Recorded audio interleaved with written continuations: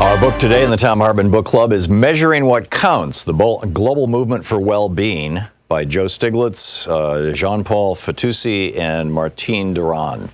And this is from the first chapter labeled Overview.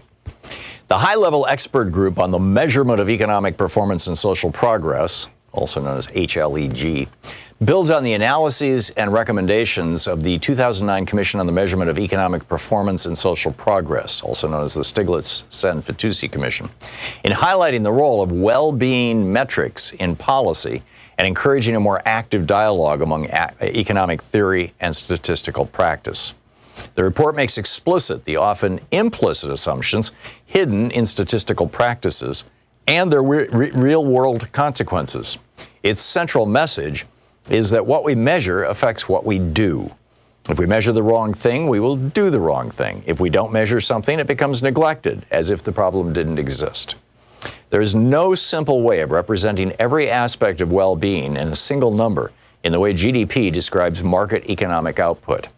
This has led to GDP being used as a proxy for both economic welfare, like people's command over commodities, and general welfare, which also depends on people's attributes and non-market activities.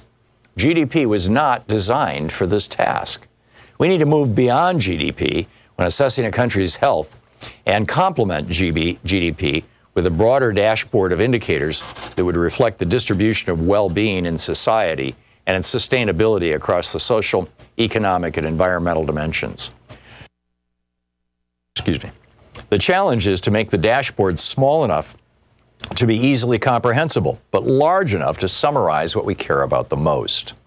The 2008 crisis and its aftermath illustrate why a change in perspective is needed.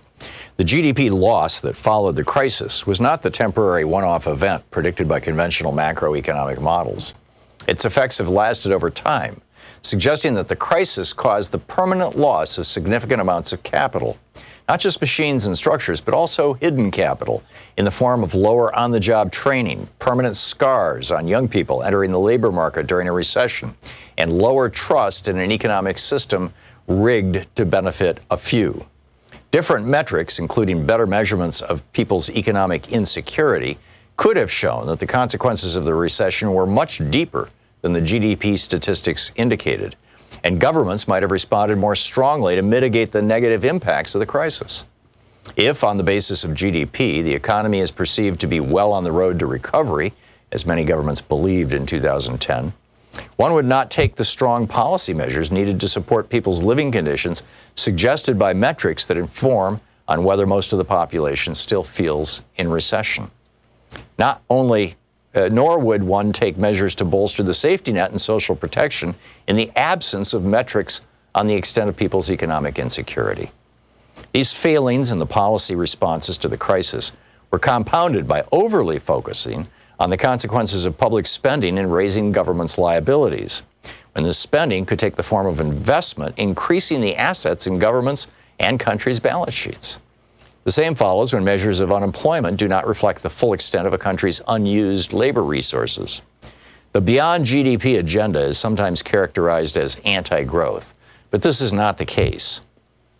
The use of a dashboard of indicators reflecting what we value as a society would have led, most likely, to stronger GDP growth than that actually achieved by most countries after 2008. This book also looks at progress in implementing the recommendations of the Stiglitz-Sen-Fitoussi Commission since 2009, identifying areas that require increased focus by statistical agencies, researchers, and policymakers. The UN Sustainable Development Goals agreed by the international community in 2015 clearly go far beyond GDP. But their 169 policy targets and more than 200 indicators for global monitoring are too many to guide policies. Countries will have to identify their priorities within the broader UN agenda and upgrade their statistical capacities, which, even in developed countries, are insufficient to monitor whether the agreed-upon commitments are being met. The international community should invest in upgrading the statistical capacity of developing countries, especially in areas where country data are needed to assess global phenomena, such as climate change or the world distribution of income. Inequality in income and wealth has today a central role in policy discussions in ways it did not in 2009.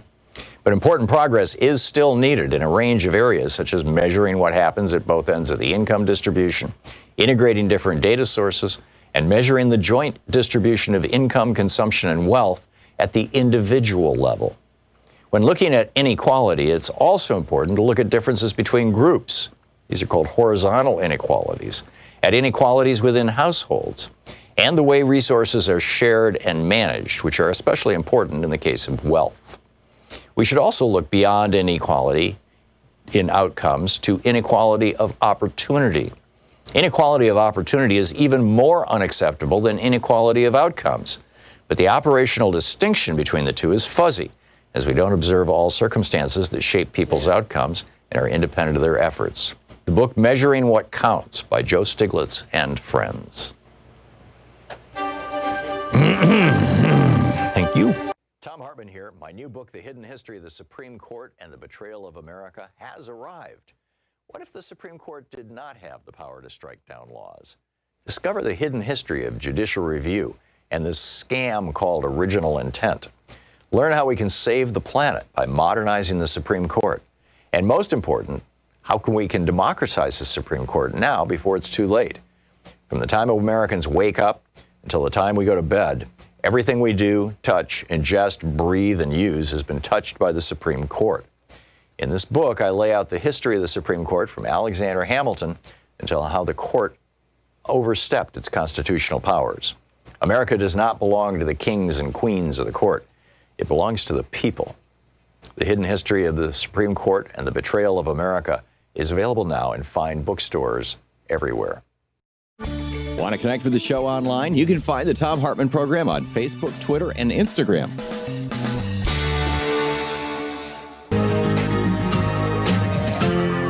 This is the Thom Hartmann Program. And greetings, my friends, patriots, lovers of democracy, truth, and justice, believers in peace, freedom, and the American way. Well, the House is debating right now the whole impeachment thing, and I'm not going to go to it because we've heard it all so often. We basically know both sides, right? The Democrats are saying Trump tried to shake down Ukraine. In fact, actually, it looks like maybe he even succeeded in some ways at shaking down Ukraine. And he's still freezing them out. They haven't had, Zelensky hasn't had his White House meeting yet, but he had to meet with Putin to try to negotiate peace in the Donbass, without the support of the United States. This is a tough thing for the Ukrainians. And, at the same time, so the Democrats have, and they've presented all these fact witnesses and people, firsthand accounts, people who actually heard the president's voice, people who talked to who were carrying out this policy, who carry the whole thing. And the Republicans are basically saying, no, there's no crime here. But the thing that, and I think maybe one of the main reasons that I'm just not interested in carrying the hearings any longer, even though they're playing on cable TV wall to wall, is the behavior of the Republicans. Frankly, is just gotten so offensive. Louise called me up about a half hour ago. She's running some errands right now, and I was getting ready to go on the air, and she said, she had heard Jim Jordan and one of these other bozos repeatedly interrupting Pramila Jayapal. And, Pramila Jayapal has been on this program a number of times. In fact, she's taken your calls. She is the co-chair, along with Mark Pocan, of the Congressional Progressive Caucus. And she said, and what Louise said to me is, I am so sick of hearing men shout down women. I've been hearing it all my life. It's happened to me many, many times. I am sick of it. And she said, I wonder if the women who are listening to your program are as sick of this as I am, if this strategy that the Republicans are employing is backfiring, and if the men who are listening to your program are starting to notice this. I mean, I remember 20 years ago or so, the first really good studies coming out, where they went into like corporate meetings and secretly recorded, or I guess with consent, whatever, recorded just basic meetings. And what they found were that men interrupted women 2 or 3 times more frequently than women interrupted men, et cetera, et cetera. For example, this is from this morning's hearings. And this is Pramila Jayapal. She's going through the list of crimes that Trump, committed, basically. And it's in the context of her asking the Republicans, or rhetorically asking them, will any of you guys say that in the future it's okay for a president to condition U.S. foreign aid on somebody in another country doing a political favor for him? And of course, none of the Republicans answered that. But instead, they just tried to shut her down over and over and over again. Here it is. Listen to this. This is Pramila Jayapal, the Democratic representative from Washington and the co-chair of the Congressional Progressive Caucus. State in 2018, and then suddenly he became concerned in 2019. She's talking about right Trump. After Vice President Biden announced that he was going to run. So if your argument is that he was so concerned about Ukraine that he released aid in 2017 and 2018, then why in 2019, after the Department of Defense cleared Ukraine on charges of corruption, why then did he decide he was so concerned about corruption that he was not going to release aid? Because that makes, I'm sorry, I'm not yielding. I am not yielding. This is Jim Jordan, Gymnasium Jordan. They got a new president, that's why. Gentlelady, as the time, the committee will be in order and people will not interrupt. They got a new president who was... not proper here. Thank you, Mr. Gentlelady Chairman. will continue. They got a new president who was known to be an anti-corruption fighter. So that argument has no weight whatsoever. Now, if you want to argue that the and then president he interrupts her again. was so concerned about corruption at that particular moment, you have to look at the whole record of U.S. policy. So anyhow, I don't, if I play the whole thing, it happens repeatedly. And Matt Gaetz and Jim, mostly it's Jim Jordan, who's just, playing the punk, the high school bully in this thing. And I'm frankly disgusted by it. I mean, just and I don't know. Maybe it's possible, I suppose, that Republicans, probably, largely white men, because that seems to be the core of the Republican Party these days, are okay with this kind of behavior. But Civiqs, C-I-V-I-Q-S, which is a well-respected polling company, was hired by Daily Kos to do an analysis. This was December 7th through the 11th. They interviewed 1,411 registered voters, which is a large enough sample. This is nationwide, large enough sample that you can infer that the numbers are, reasonably accurate. And what they found, first of all, was that Donald Trump would lose if the 2020 election was held today. Donald Trump would lose to a generic Democrat, to any Democrat, whether it's Bernie Sanders or Joe Biden, Pete Buttigieg pick anybody, right? Cory Booker, any of, Marianne Williamson. Donald Trump would lose to any Democrat by roughly a range of 50 to 44%.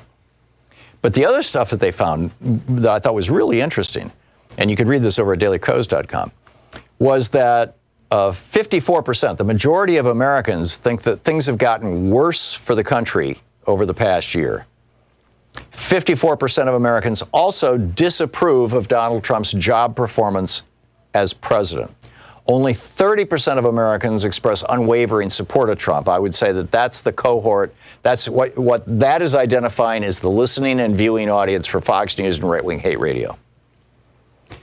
While 48% oppose Trump no matter what, And I don't know if those are people who are listening to my program or they're just watching the news and reading the newspaper. I think it's probably the latter.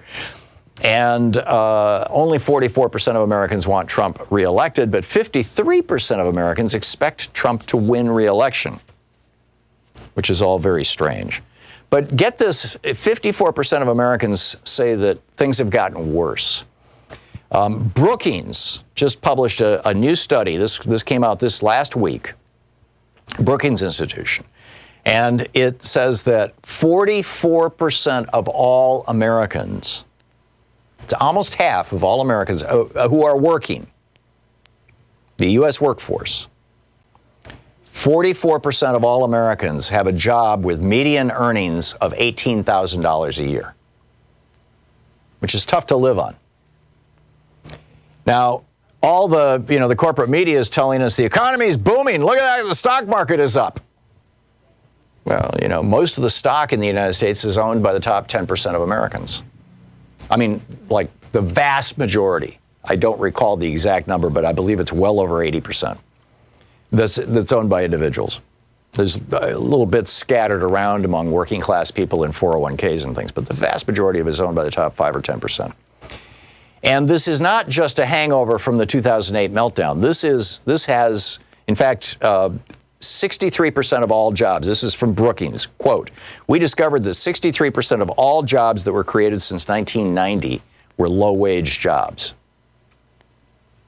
So 2/3 of all, basically, roughly, 2/3 of all jobs that have been created since 1990. See, what's consequential about 1990? 1990 is the year, it was the middle of the George Herbert Walker Bush presidency. It was exactly 1 decade after Reagan introduced Reaganomics and rejected Keynesian economics, FDR economics, LBJ economics, John Kennedy economics, Dwight Eisenhower economics, rejected all that and said, no, we're going to go to low taxes and we're going to stop investing in our infrastructure, in our country, in our students, in our hospitals. We're going to stop all that. Brookings also noted that education isn't the answer. Well, we've got a crisis in education. You've got $1.5 trillion in student debt that is just crushing an entire generation of people. This is, again, from the Brookings report, quote, "There simply are not enough jobs paying decent wages for people without college degrees who make up the majority of the labor force who escape low-wage work. 14% have a bachelor's degree. 14% of these people making $18,000 a year.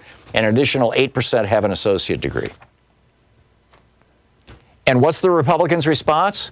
To shout down women, to grandstand, to preen for the cameras.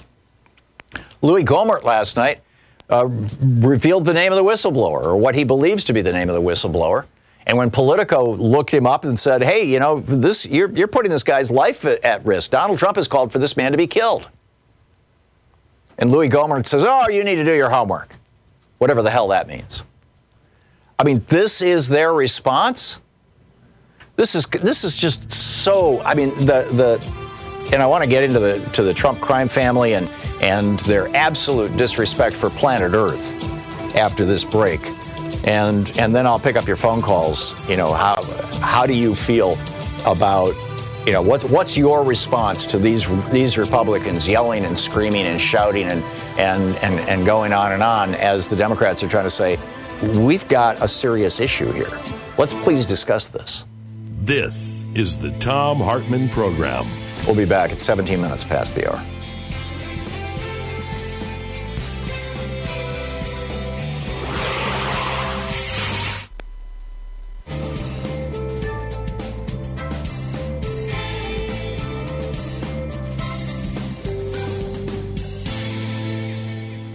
And welcome back. Diane in Flemington, New Jersey. Hey, Diane. Thanks for watching YouTube. What's up? Hi, how are you, Tom?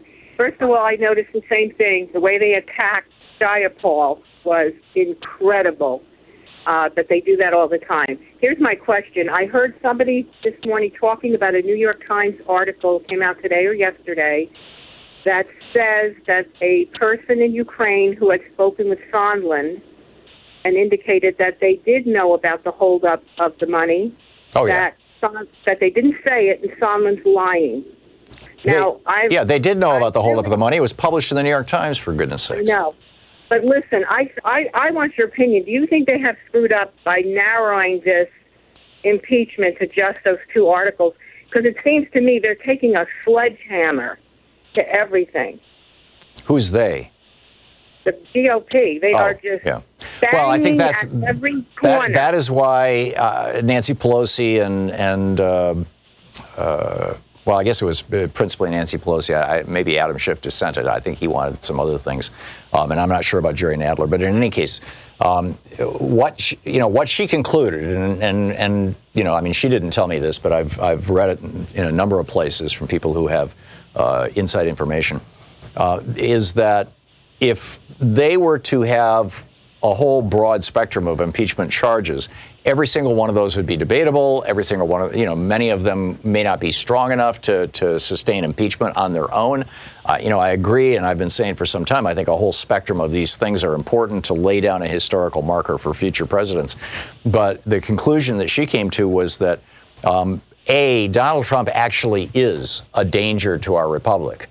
And there's a new book out now by CNN's foreign correspondent, and he is writing about how Donald Trump, when he was shown pictures of South Korea and North Korea, and they pointed out to him that South Korea was only 25 miles or 34 miles, whatever it is, from the North Korean border, where there were all these artillery emplacements. In other words, a city of 25 million people could be wiped off the map without even using a missile or a nuclear bomb. With artillery. And that's the threat from North Korea, and has been all along, and that's why we're in that peninsula. That Donald Trump's response was, tell them to move the city. Right? I mean, and I mean, this is, and then he ordered an evacuation of all U.S. Civilians from Seoul, which would be taken by Kim Jong-un as the United States is planning to bomb him. Right? That would be the immediate assumption, which means that he would preemptively bomb. In other words, that would start what could turn into World War III. And his advisors were aghast at this. They were shocked. They didn't know what to do. And he said, go ahead and do it. And they didn't. They refused to do the order. But it's like, this guy is dangerous. He could create a war that could literally end humanity, or certainly end civilization, if it turned into a nuclear exchange and we had nuclear winter. So Nancy Pelosi is saying, we have to actually remove him. And to actually remove him, we're going to have to get some Republican votes in the Senate. And so if we narrowly define this, we're most likely to get those votes. Diane, that's why they're doing it that way. I understand. Thank you, Tom. Thank you, Diane. Appreciate the call. We'll be back. I got to tell you about Donald Trump's son and the bighorn sheep. This is mind-boggling. Stick around. We'll be right back.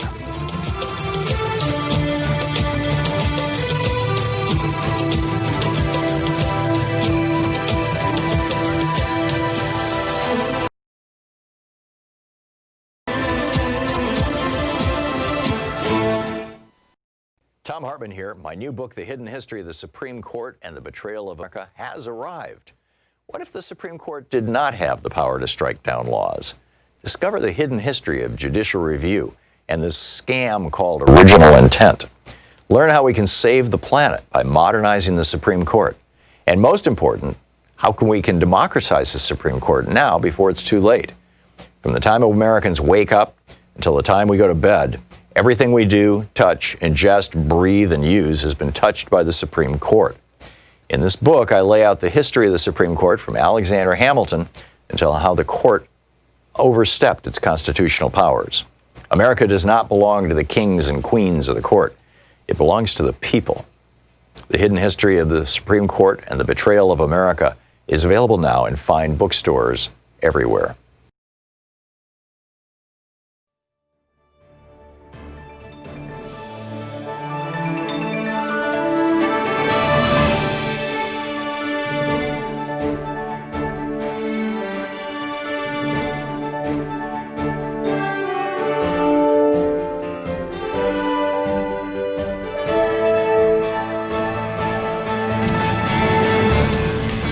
So here we are in a time when wildlife populations are crashing around the world, endangered species are trembling on the edge of extinction, the entire web of life is at risk. And the son of the President of the United States, Donald Trump Jr., goes to Mongolia to shoot an endangered species. It's the largest sheep in the world. It's got 6-foot-long horns.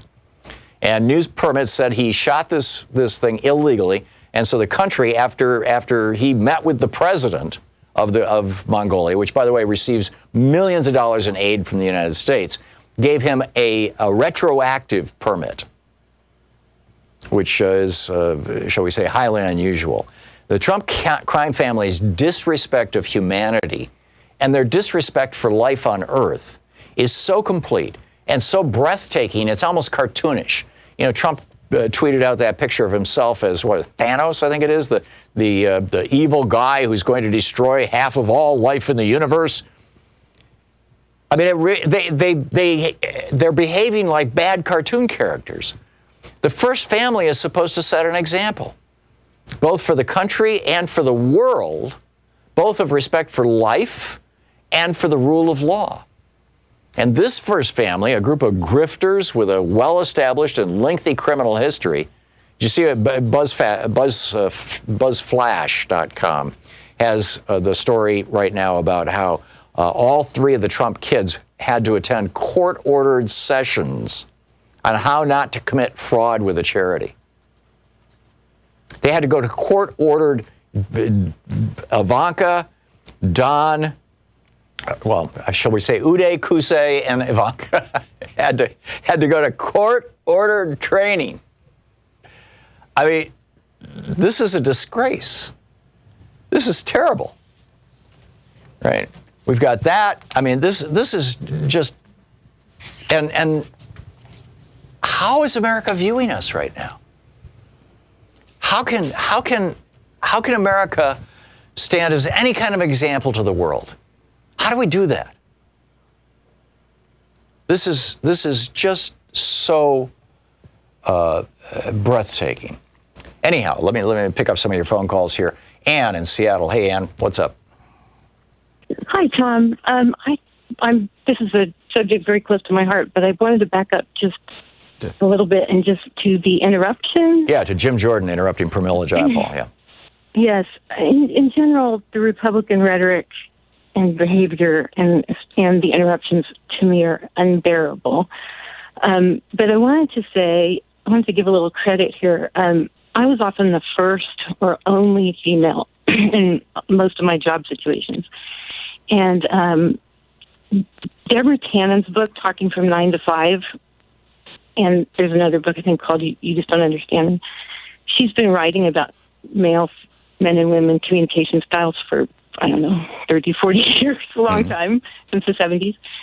And her research confirms that, and of course her research, there's other research at UC Santa Barbara and Georgetown University that all confirm what you said about the frequency of interruptions in male-female communication.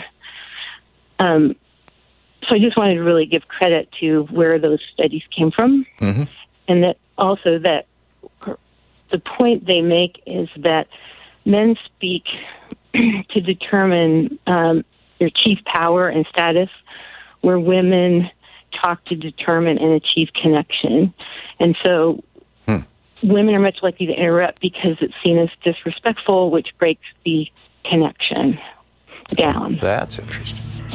Yeah, that makes a lot of sense. So, anyway, thank you for all the great discussions. I appreciate your show. Thank you, Ann. Thank you very much for the call, and thanks for making that point. That's fascinating. There are these actual differences in communication styles. I just figured it was a vestige of patriarchy, that men just feel entitled because they always have been, or at least, since modern civilization. You're listening to the Thom Hartmann Program. Call 202-808-9925. We'll be right back. It's coming up on 28 minutes past the hour. It's the place where smart people get their news. Thom Hartmann Program.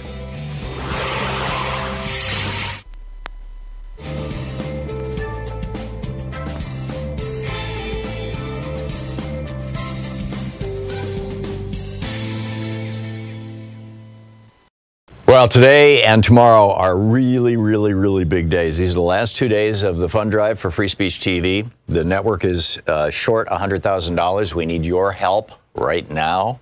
And a group of donors have stepped up and put together a match up to $30,000. Your donation of $1,000 becomes $2,000. Your donation of $15,000 becomes $30,000. Your donation of $5 becomes $10. Your donation of $100 becomes $200. And this is thanks to an anonymous donor in Kentucky, to Howard, Christopher, and Artie in California, to Azra in Illinois, to Dee Jensen in Las Vegas, to Genevieve in Texas, to Joe and Heidi in Colorado, and Paul and Sherry in Iowa. This is so cool. You know, when people who have the means to really help out in a big way step up and say, yes, we'll put together a match for you. It is great. And what it means is that your donation gets doubled. Whatever you give today and tomorrow gets doubled, up to $30,000, which is mind-boggling. So please call now, 877-378-8669. Today and tomorrow are your last chances to do this. And it's just a really important time for Free Speech TV. So please call now, 877-378-8669. Call now and become part of Free Speech TV. If you've never donated before to Free Speech TV, it's a great time to join our family. If you are a regular donor to Free Speech TV and you can afford to toss a little bit extra in right now, it's a great time to do that too. We really, you know, as we're going through this impeachment hearing, and just the wild circus, and the Republicans clearly running the big lie strategy. Ukraine didn't even know they were being shaken. Yes, they did. They knew it. The New York Times had reported it. Yeah, I mean, it's like crazy, you know, and we need media that will tell the truth. And that's Free Speech TV.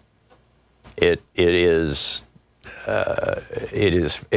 frankly shocking how infrequently the big corporate media even gets things right. I mean, yesterday, for example, the New York Times had a headline saying that that the Democrats are employing a particular strategy, with regard to impeachment because of its impact on the future elections. They literally did not quote a single Democrat on the record or off the record. They just made this up. They just read the minds of the Democrats. But there was not one word in the entire article or the headline about the Republicans using this as an election strategy. I mean, it was, and this was the New York Times. We need Free Speech TV. We need everybody in America to know about Free Speech TV.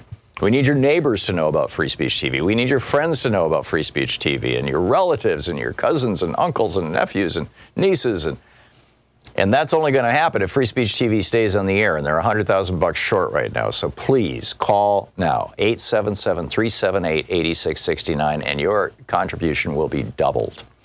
With a $20 gift, you'll get the sticker Gravity, the only law Trump hasn't broken. With a $50 gift, you get the Nobody is Above the Law tote bag. With a $120 gift, you get the T-shirt, Never Again Is Now. Or with a $120 gift, you can get my, now this is pre-release, it won't be out until February, but you get my new book, The Hidden History of the War on Voting, which is really the hidden history of the Republican war on voting. Put a lot of work into this book, and it's got some really, really, really shocking information in it. I think you'll really enjoy reading it. Enjoy might be the wrong word, but you'll be informed by reading it. And you will, almost certainly, it certainly worked out this way in the past, you will get it before anybody else does. If you send $120 or $10 a month for a year to Free Speech TV right now. With a $240 gift, we'll do a virtual meet and greet online that you can participate in, ask me questions, whatever you want. With a $360 gift, we've got the Study Up with Professor Tom book package, The Hidden History of Guns and the Second Amendment, my book about how basically the Second Amendment was written to protect the slave patrols in the South.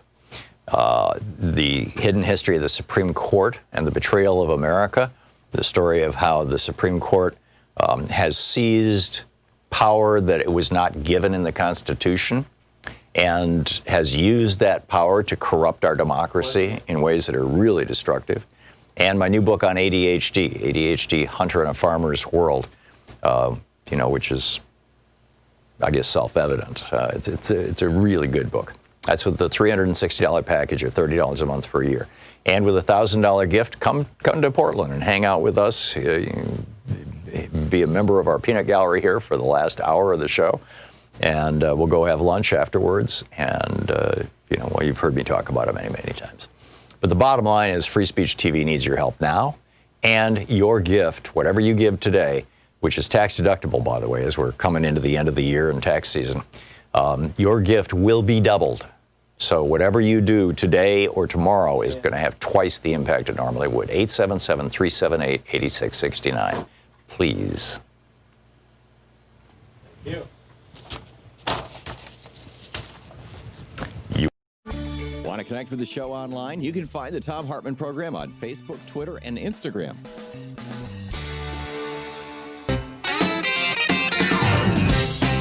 Welcome back. Thom Hartmann here with you, and Carol in Menneson, Pennsylvania. Hey, Carol, what's on your mind today? Hey, Tom, how are you doing? Great.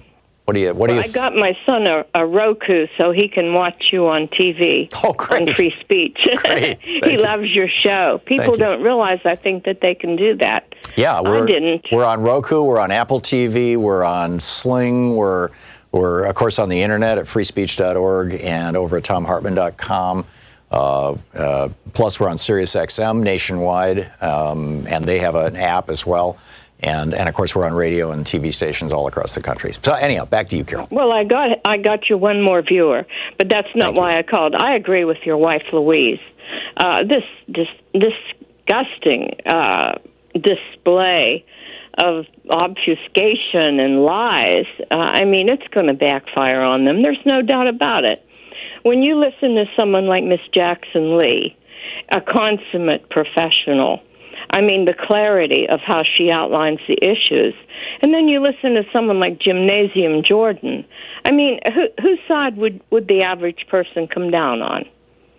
I would think that what we're seeing from Jordan and Getz and some of the other more buffoonish, cartoonish, Louis Gohmert guys, Republicans on this committee, is that they're suffering from testosterone poisoning.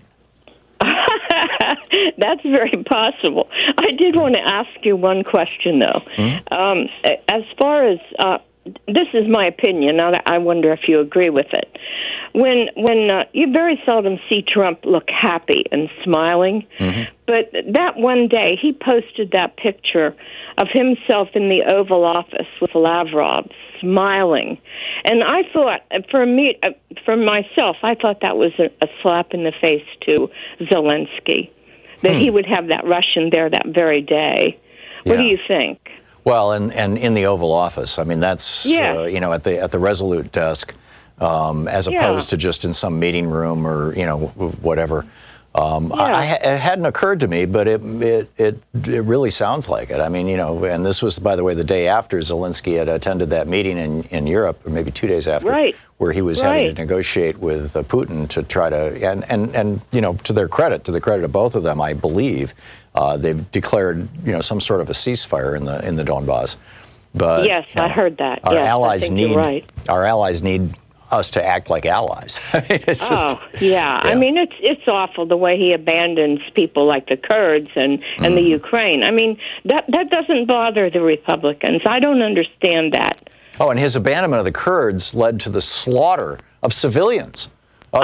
Children. I know. It's just it's like everybody's like, well, as if it never even happened. It's pretty bizarre. Carol, I need to move along, but thank you for the call. Okay, Thanks for your comments. Steve in Phoenix, Arizona. Hey, Steve, what's on your mind? Yeah, happy holidays and Merry Christmas there, Thanks. Tom. Back at you, Steve. Thank you. Yeah. This party of job destroyers, the Republicans, Jerry Nadler, he ought to just start banging his gavel like crazy anytime Jordan gets or any of the rest of these bullies start interrupting. And, this Louis Gohmert, revealing the name of the whistleblower, that should be a crime. That he should be charged. I believe it is a crime. They have no disregard for the law. Yeah. You know, and with this Trump and his ideations of moving a city and everything that comes out, it's outrageous. And one of the solutions we have to help get our house back in order here this coming November here, we've got 3 Senate seats which I think we can get. We got Mark Kelly running in Arizona. We got Amy McGrath in Kentucky and Sarah Gideon in Maine. You know, against Collins there. Yeah. Now, if we could get 33 seats, that would help, you know, stem some of this nonsense and get a hold of things.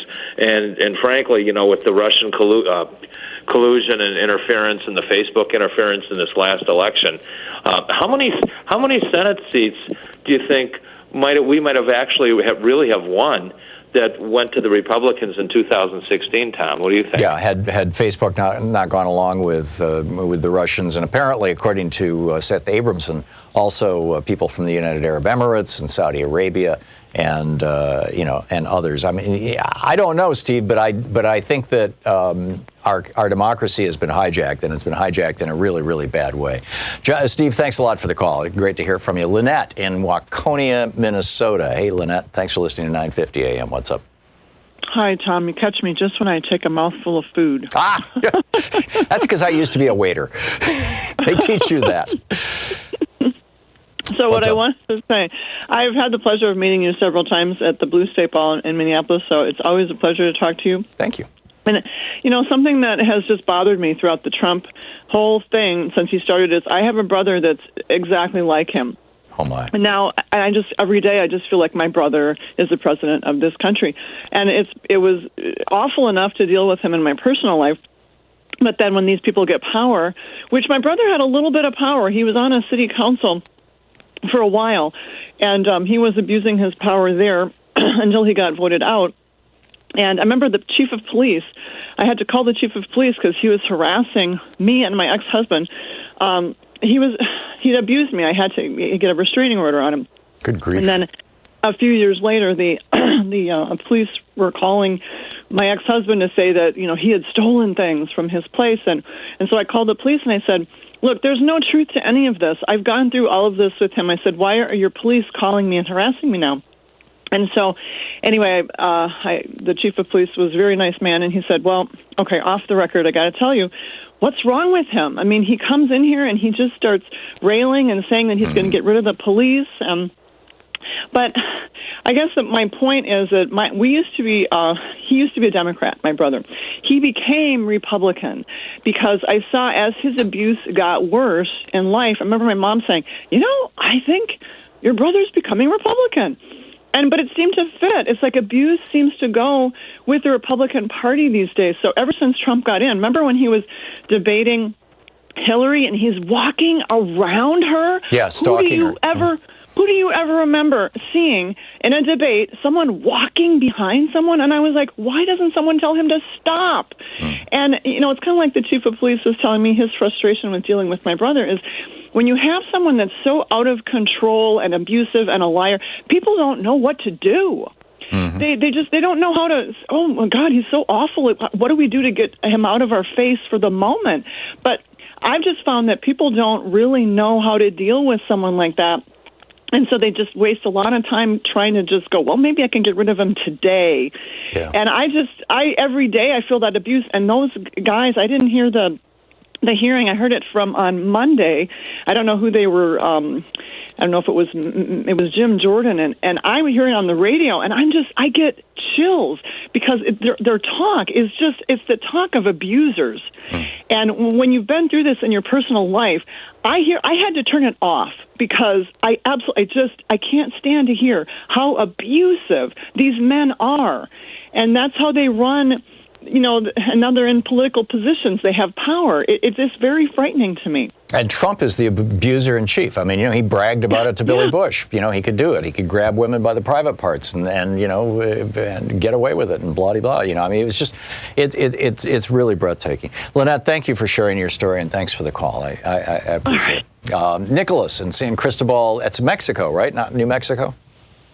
Yes, it's Okay. me in Mexico. Hi, Tom. Good. How are you? Just very briefly, you're completely correct. The patriarchal system of speaking over women is nothing but misogyny. I think anyone who's, of course, your wife's also correct. So it's a complicated issue, but it's a disgusting one. This is more like 1920 than 2020. Yeah. I also wanted just briefly to mention the Brookings Institute data that shows that the average full-time worker is making $18,000 a year. That's for 44% of workers. The average across the United States is in the low 40s, I think, for the individuals, and in the low 50s for families. Right, but 44% of a so-called civilized country is beyond disgusting. Yeah. No one can survive on that. And certainly not a young family with a child, for example, in need of daycare and things like that. Right, and these are full-time workers. By the way, yeah, I know. It's appalling. It's beyond that.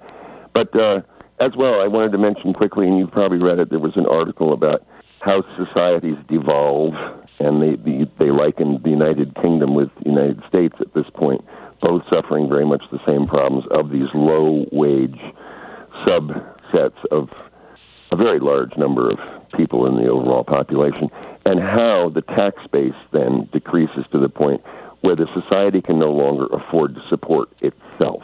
Right. And this is the cancer stage of capitalism. This is the end point of Reaganism. This is what people were predicting when Reagan came along and cut the top tax rate from 74% down to 25%, and massively cut corporate taxes. And here we are, 40 years later. The experiment has been proven. Reaganomics is an absolute, or libertarian economics, or trickle-down economics, or conservative economics, or whatever you want to call it, is a complete disaster for average Americans. And a spectacular success for the people who put Ronald Reagan in the White House and who continue to basically control most of our political system, certainly all of the Republican Party. Well said, Nicholas. Despite all they've said, has been a Nicholas. I think you just vanished. The patriarchy cut you off. Oh, there you are. Okay. It has been a race to the bottom with wages, and it's disgusting to see. Yeah, amen. Nicholas, thanks a lot for the call. We'll be right back. It's 45 minutes past the hour here on the Thom Hartmann Program. We're talking about your reaction to the hearings, and do you think that average American voters are going to be looking at Jim Jordan and Matt Gaetz and saying, I don't want these guys? You're listening to Thom Hartmann. Visit ThomHartmann.com for audio and video archives. Are we actually watching the thing that's going to, herald the last days of Donald Trump? Or will the Republican Party get stronger because of this?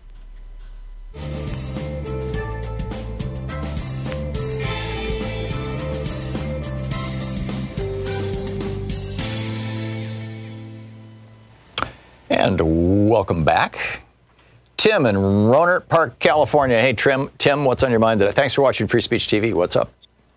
Hi, Tom. You're the reason I donate to Free Speech TV. Well, thank you, Tim. Yeah. You're a U.S. treasure. Yeah. So my question is, I think it came out in the IG report that Christopher Steele had a personal relationship with Ivanka Trump. Yes. And I believe at that time he was still with MI6. Yes. I'm wondering, and so he was in charge of counterintelligence with the against the Russians. And Trump back then, I believe, was still mobbed up with the Russians. And so I'm wondering, was he really just on the job? That would make a lot of sense, Tim. It hadn't occurred to me, but he might have been friendly with Ivanka in order to keep an eye on her. That's what I was wondering. I was wondering if he was. Yeah, I was wondering if he was getting laid and getting paid. Well, I don't know if they had a romantic relationship or not, and I don't know if this was before or after she married Jared Kushner. That was all pretty sudden. When Kushner's dad got out of jail, the advice that young Jared got was, marry a wealthy woman and buy a high prestige building in New York City. And he did both those things within that first year, I believe. And, Ivanka Trump was the wealthy woman, and the building was 666 Fifth Avenue, which he just refinanced with money from the Middle East, $1 billion from the Middle East last year. Yeah, pretty ominous. 666. Yeah, it is. It is. Tim, thanks a lot for the call. Good to hear from you. Timothy from Tim to Timothy in Harpersville, New York. Hey, Timothy, what's up? Yes, we're always taking care of the rest of the world, but we're not taking care of the people in the United States. In the homeless population, last year, over 1,000 people died. Okay? Yeah. And as far as salary goes today, inflation goes up and up and up and up. Checks never go up and up and up.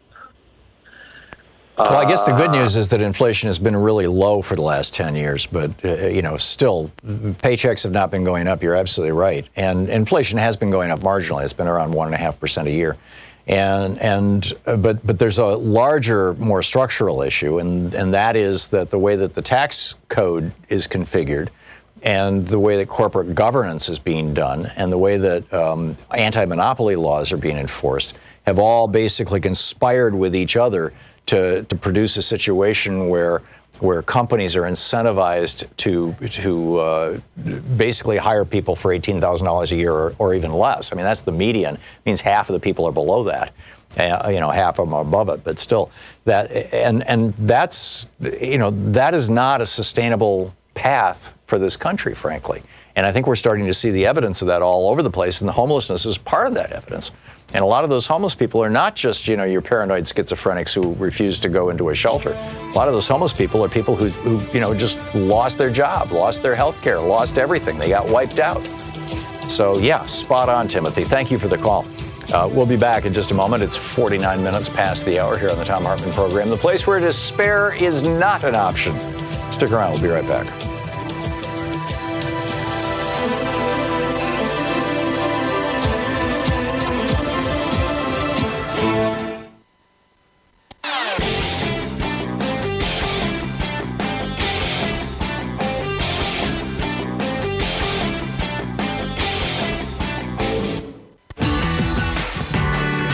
Welcome back. Thom Hartmann here with you. By the way, in our second hour, Professor Richard Wolff is going to be with us. We're going to be talking socialism, communism, his new book, Understanding Socialism, his next to the last written book, Understanding Marxism, which I read and we talked about last week. We're going to continue that conversation. And in our third hour, we're going to be talking about our dying oceans and Elizabeth Warren's Blue New Deal and some great science stuff. So stay tuned, as they say.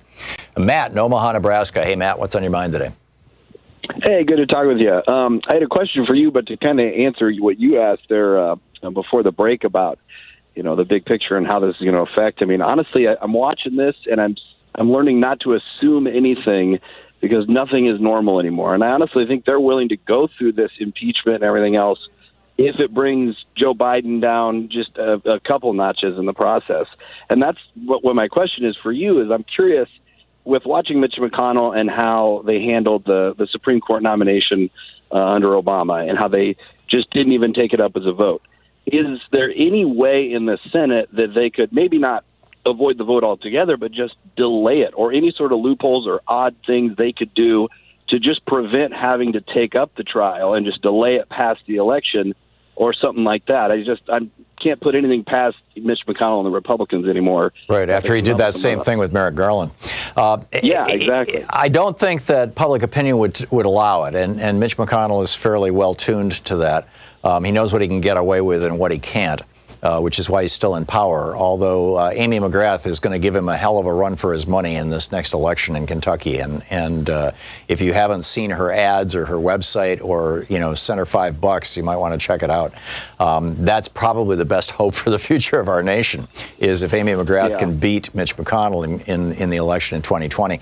But I think the strategy, and it's becoming fairly obvious now, particularly every time the Republicans have an opportunity to talk about Hunter Biden and Joe Biden. The strategy is fairly simple. It's the Hillary Clinton email strategy or the Hillary Clinton Benghazi strategy. It's like you pick one weakness of your opponent, even if it's not a legitimate weakness. You can create it. You can, and you. I mean, this This is back, I played the clip yesterday of FDR saying, this is Hitler's strategy, the big lie. And so you pick one weakness, and then you hammer on it over and over and over again. In fact, it's probably worth listening to FDR talk about this, because this is exactly how Donald Trump thinks, and the Republicans think they're going to win the election, is they're going to take this one thing. Joe Biden's son got a job in Ukraine. At the same time, Joe Biden was trying to get this prosecutor who was supposed to be, ferreting out corruption, although he wasn't. He was corrupt himself, fired. But this is FDR talking about this, Franklin Delano Roosevelt, back in the late 30s. Remember, a number of years ago, there was a book, Mein Kampf, written by Hitler himself. The technique was all set out in Hitler's book, and it was copied by the aggressors of Italy and Japan. According to that technique, you should never use a small falsehood, always a big one, for its very fantastic nature would make it more credible. If only you keep repeating it over and over and over again. There you go. That's what they're going to do, Matt. I'm a progressive here in Omaha, surrounded by red, and I talk to a lot of people who are on the other side of this, and even if they don't support Trump, they still don't accept everything that he's done through the impeachment proceedings and the Mueller report as anything valid. And I guess if the public opinion so far hasn't changed, and let's say it doesn't change to motivate McConnell to, go through with the trial, is there anything legally that forces him in the Constitution to take up the trial at a certain point, or could he just delay it and delay it and delay it? Technically, he could, just like he did the nomination of Merrick Garland, but I just don't think he could get away with it. And the Republicans in the Senate have some say in this. But with 51 votes, they're going to, whoever ends up with a 51 vote majority, and right now the Republicans have that in the Senate, will be able to establish the rules by which the Senate will conduct the impeachment inquiry. Or the trial, rather. And, they could even write those rules so that Mitch McConnell can overrule John Roberts. Even though the Constitution says that the Chief Justice shall preside, it doesn't define what preside means, or what powers he has, or what authority he has, or how he conducts himself. So when this gets to the Senate, it's going to get real interesting. And Donald Trump very much wants a big show trial, because he wants to use this as a forum to trash Joe Biden. He's convinced Biden's going to be the Democratic nominee, and he's got to dirty him up as much as he can, as fast as he can. And McConnell seems to be pushing back, saying he just wants to get this thing over and done with quickly.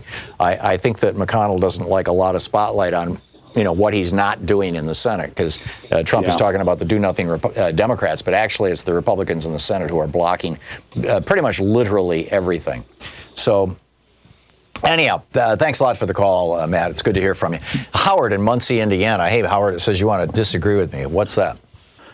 Not disagree. I'll make one statement about real, clear politics. I've been watching the polls since I talked to you the other day when the scholars went before the Democrats and made their speech. I watched the polls for impeachment, those for versus those against. Real clear politics says today it's a tie. It's a dead heat today. I think first. What is a tie? Like that. A tie is when the two lines meet. Okay. Are you talking about impeach Trump or don't impeach Trump, or Biden versus Trump, or generic Democrat versus Trump, or what? For impeach versus against impeach. That series, that is tied up today. Tied. Yeah. There's no difference. And that's just happened in the last few days, was converged together. Yeah, because it was 50. Wasn't it 54% of Americans said impeach and remove from office? There was about a 5 or 6 percent differential for months and months and months. It went about 4. And the last week, after those guys spoke, it converged. It's even today. Yeah, I'm over at their website. I'm going to check it out during the break. Thanks for the heads up on that, Howard. I appreciate it. And thanks for listening to us on SiriusXM. We'll be right back. It's and I want to get into. Well, actually, Professor Richard Wolff is going to be with us as our first guest, so that'll be the first 10 minutes of the next hour. And then we'll continue this conversation. You're listening to Thom Hartmann.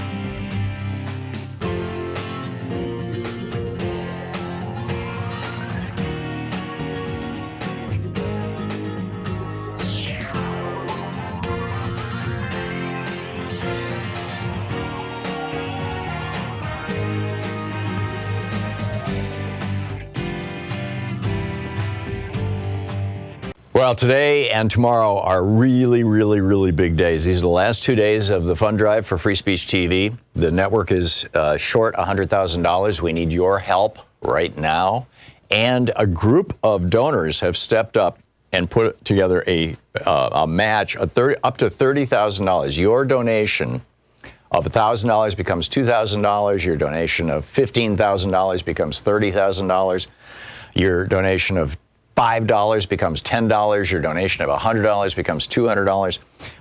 And this is thanks to an anonymous donor in Kentucky, to Howard, Christopher, and Artie in California, to Azra in Illinois, to Dee Jensen in Las Vegas, to Genevieve in Texas, to Joe and Heidi in Colorado, and Paul and Sherry in Iowa.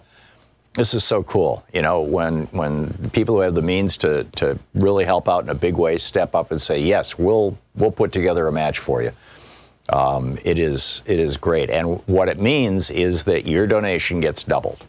Whatever you give today and tomorrow gets doubled, up to $30,000, which is mind-boggling.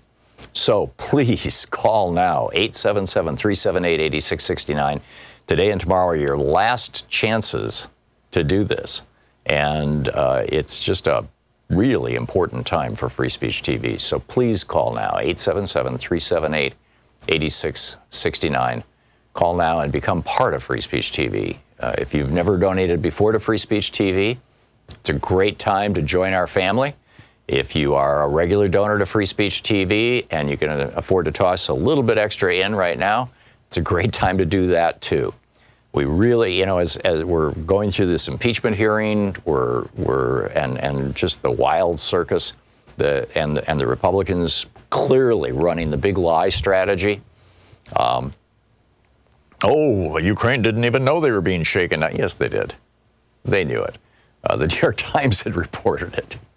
Yeah, I mean, it's like crazy, you know, and we need media that will tell the truth. And that's Free Speech TV. It is frankly shocking how infrequently the big corporate media even gets things right. I mean, yesterday, for example, the New York Times had a headline saying that that the Democrats are employing a particular strategy, with regard to impeachment because of its impact on the future elections. They literally did not quote a single Democrat on the record or off the record. They just made this up. They just read the minds of the Democrats. But there was not one word in the entire article or the headline about the Republicans using this as an election strategy. I mean, it was, and this was the New York Times. We need Free Speech TV. We need everybody in America to know about Free Speech TV. We need your neighbors to know about Free Speech TV. We need your friends to know about Free Speech TV, and your relatives and your cousins and uncles and nephews and nieces. And that's only going to happen if Free Speech TV stays on the air, and they're $100,000 short right now. So please call now, 877-378-8669, and your contribution will be doubled. With a $20 gift, you'll get the sticker Gravity, the only law Trump hasn't broken. With a $50 gift, you get the Nobody is Above the Law tote bag. With a $120 gift, you get the T-shirt, Never Again Is Now. Or with a $120 gift, you can get my, now this is pre-release, it won't be out until February, but you get my new book, The Hidden History of the War on Voting, which is really the hidden history of the Republican war on voting. Put a lot of work into this book, and it's got some really, really, really shocking information in it. I think you'll really enjoy reading it. Enjoy might be the wrong word, but you'll be informed by reading it. And you will, almost certainly, it's certainly worked out this way in the past, you will get it before anybody else does. If you send $120 or $10 a month for a year to Free Speech TV right now.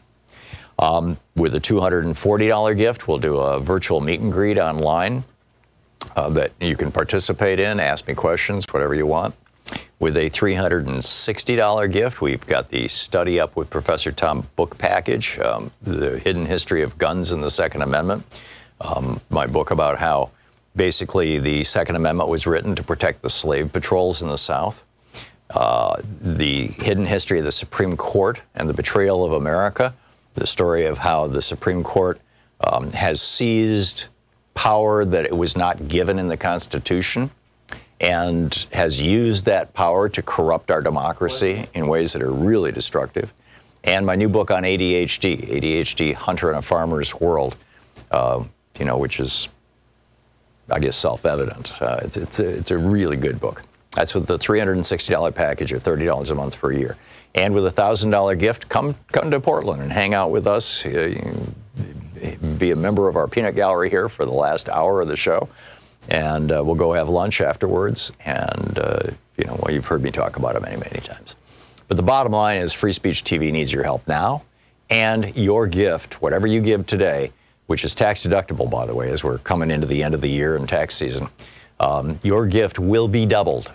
So whatever you do today or tomorrow is going to have twice the impact it normally would. 877-378-8669. Please. Thank you. Thom Hartmann here. My new book, The Hidden History of the Supreme Court and the Betrayal of America, has arrived. What if the Supreme Court did not have the power to strike down laws? Discover the hidden history of judicial review and this scam called original intent. Learn how we can save the planet by modernizing the Supreme Court. And most important, how we can democratize the Supreme Court now before it's too late. From the time Americans wake up until the time we go to bed, everything we do, touch, ingest, breathe, and use has been touched by the Supreme Court. In this book, I lay out the history of the Supreme Court from Alexander Hamilton until how the court overstepped its constitutional powers. America does not belong to the kings and queens of the court. It belongs to the people. The Hidden History of the Supreme Court and the Betrayal of America is available now in fine bookstores everywhere. Want to connect with the show online? You can find the book is Guns Down by Igor Wolff.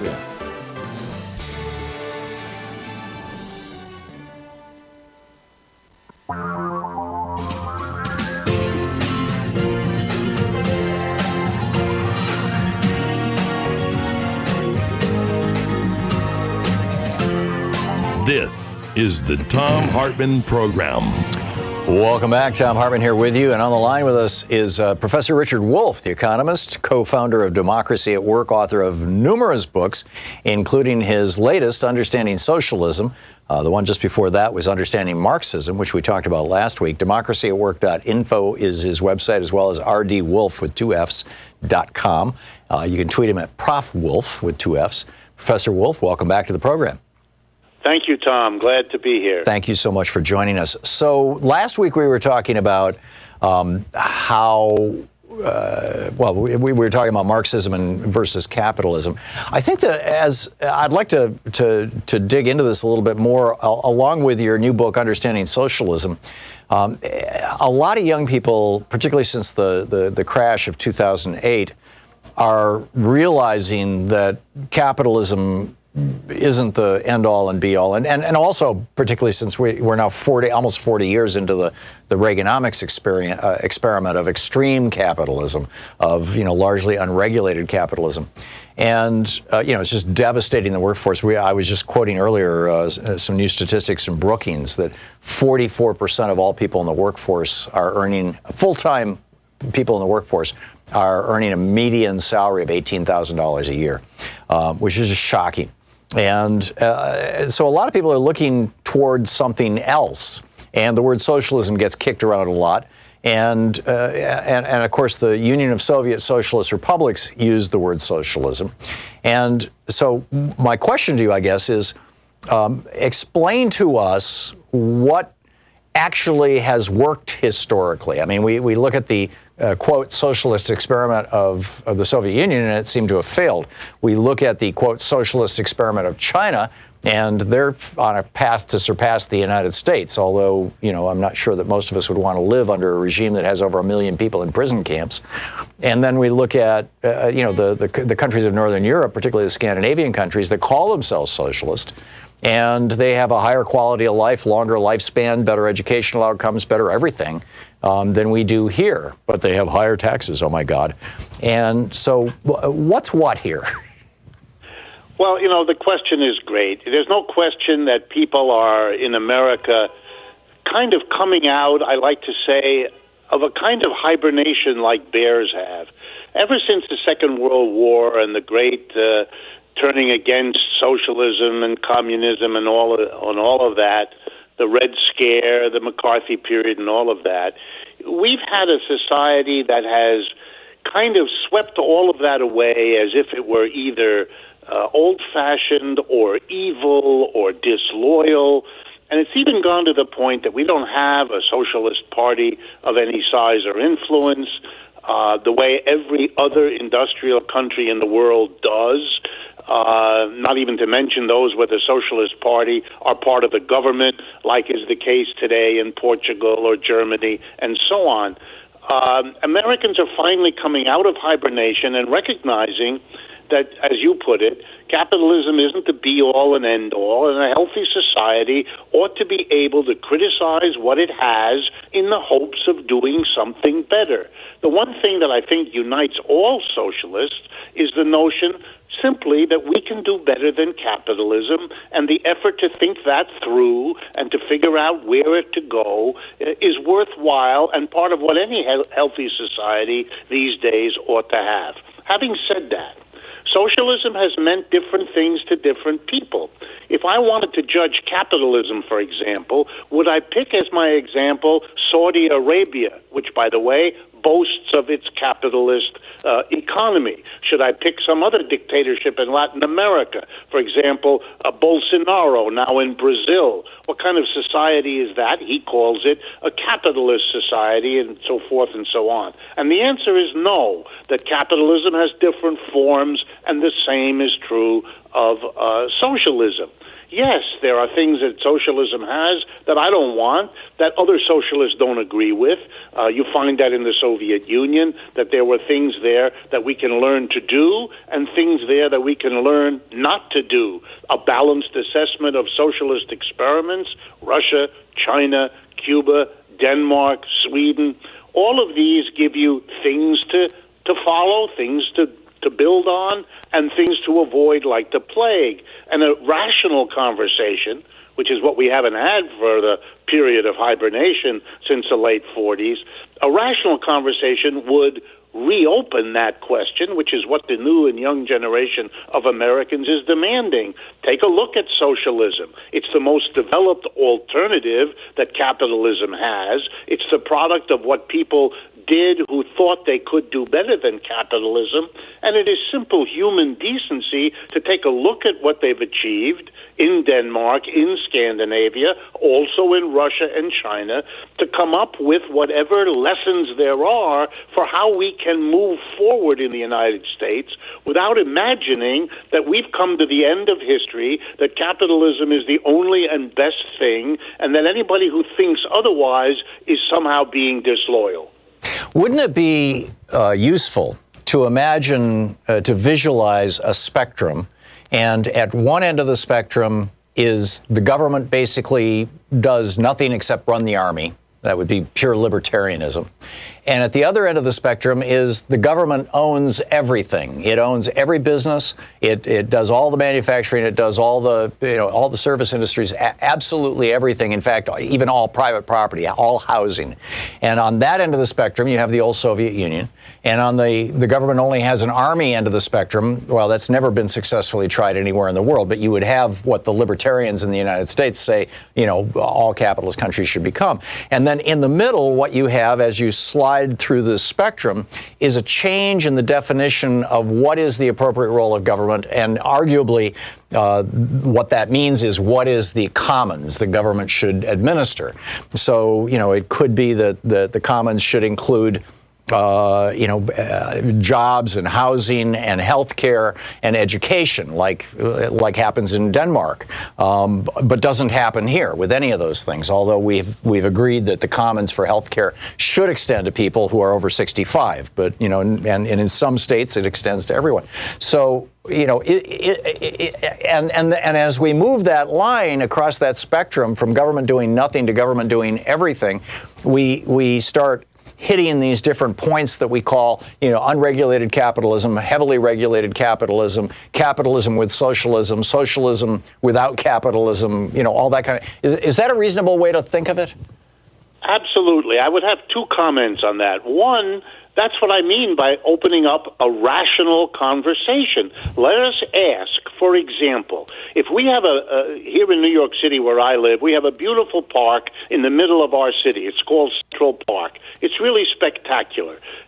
Throughout its history, it's been a place where no fee is charged to enter. If you're rich or poor, it doesn't matter. If you want to share the beautiful space on a lovely afternoon with your family on a blanket and have a picnic, you do it, and you do it freely, and it's a way for the whole city to overcome many other kinds of divisions, to do something pleasurable together.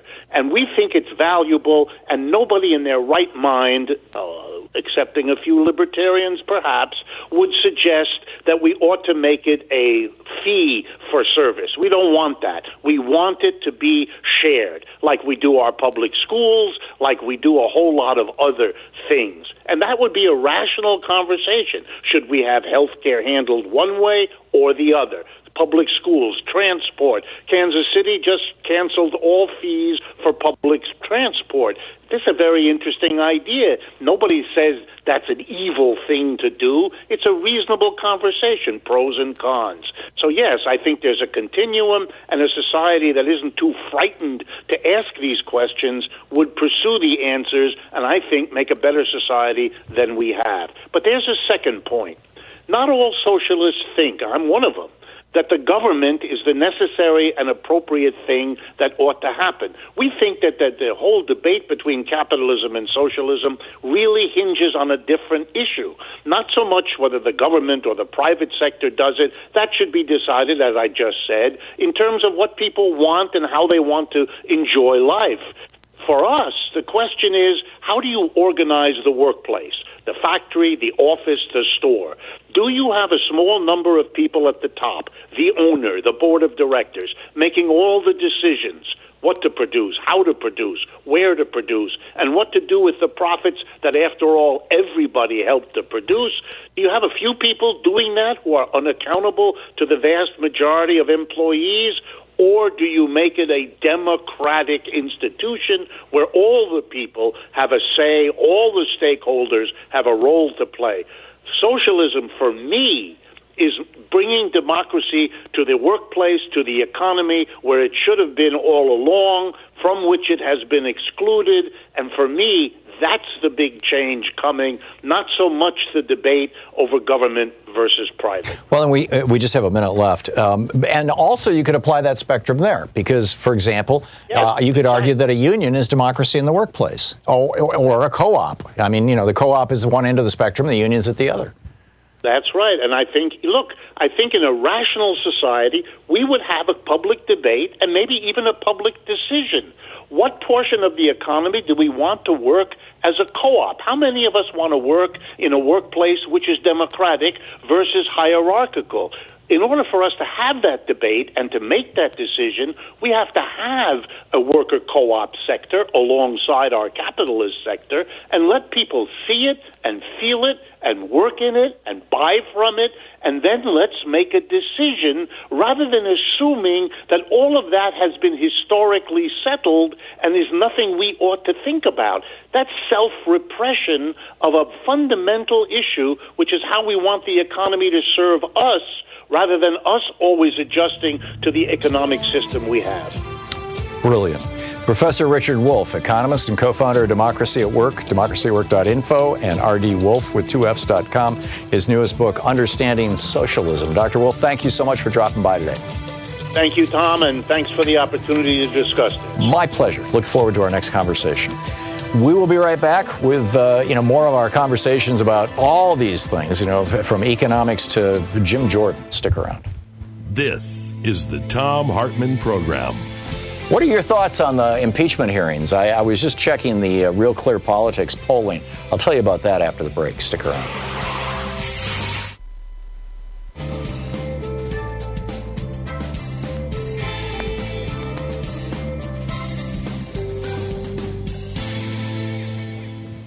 And welcome back. Kim in Olympia, Washington. Hey, Kim, what's on your mind today? Hey, Tom, I just want to make a quick comment. I asked for action from folks, and I took the challenge myself. I talked to my 89-year-old mother who has a representative, Butler, who said she just doesn't know about impeachment. My mother was convinced to call the office the first time she's ever called and said that she wants impeachment. And she really would like him to leave the country. But I just thought I'd spread the good news. She's a staunch Republican, doesn't understand what's going on with her party, and is coming out of the disillusionment. Oh, that's so good I encourage people, talk to people, please. People know what's going on. Yeah. And they're lost and confused. Yeah, amen. Good on you, Kim. And that's, this is the work that we all need to be doing, is sharing this with people. Thank you very much. I appreciate the call. John in Vashon, Washington. Hey, John, what's up? Hi, Tom. Happy day to you. And thanks for all you do. I have a suggestion I've been thinking about for quite a long time, and that is a coalition between Bernie and Elizabeth. Bernie gets 28% of the polls at 28% or thereabouts. Elizabeth is polling at around 24%. Together, that makes 52% of the electorate. And I know Bernie and Elizabeth agree on a lot of things. So if Bernie if the two of them would get together, form a coalition, one of them say, okay, you be president, I'll be vice president, right, and go under that form. It may come to that, John, if that's the only way to topple Joe Biden. It may come to that. I don't know. Well, I mean, right now, both of them are trying to outdo the other, and, I get that. That's what you do in a primary.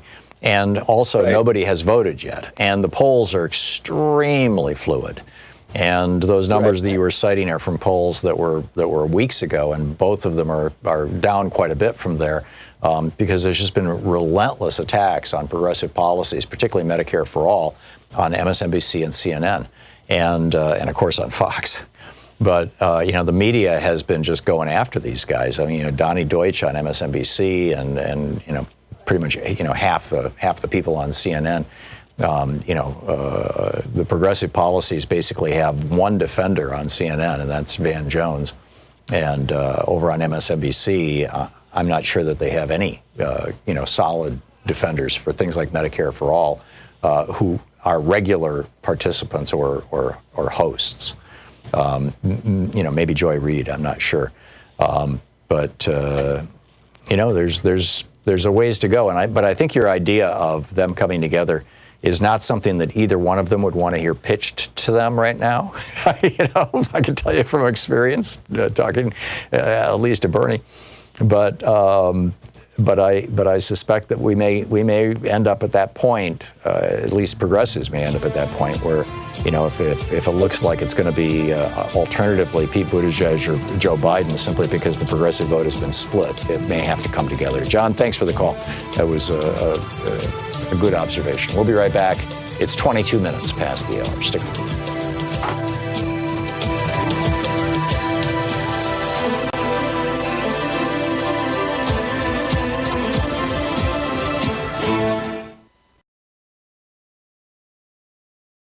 Thom Hartmann here. My new book, The Hidden History of the Supreme Court and the Betrayal of America, has arrived.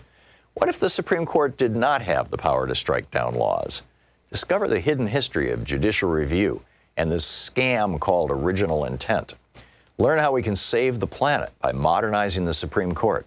And most important, how we can democratize the Supreme Court now before it's too late.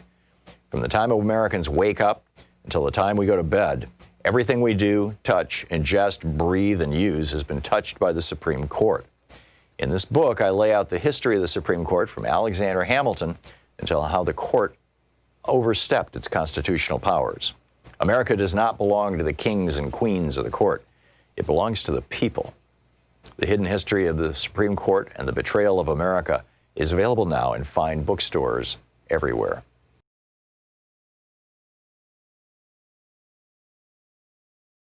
It's pretty amazing stuff. And nuclear power, no panacea. In fact, it's a big problem. Check it out at thomhartmann.com. Thank you.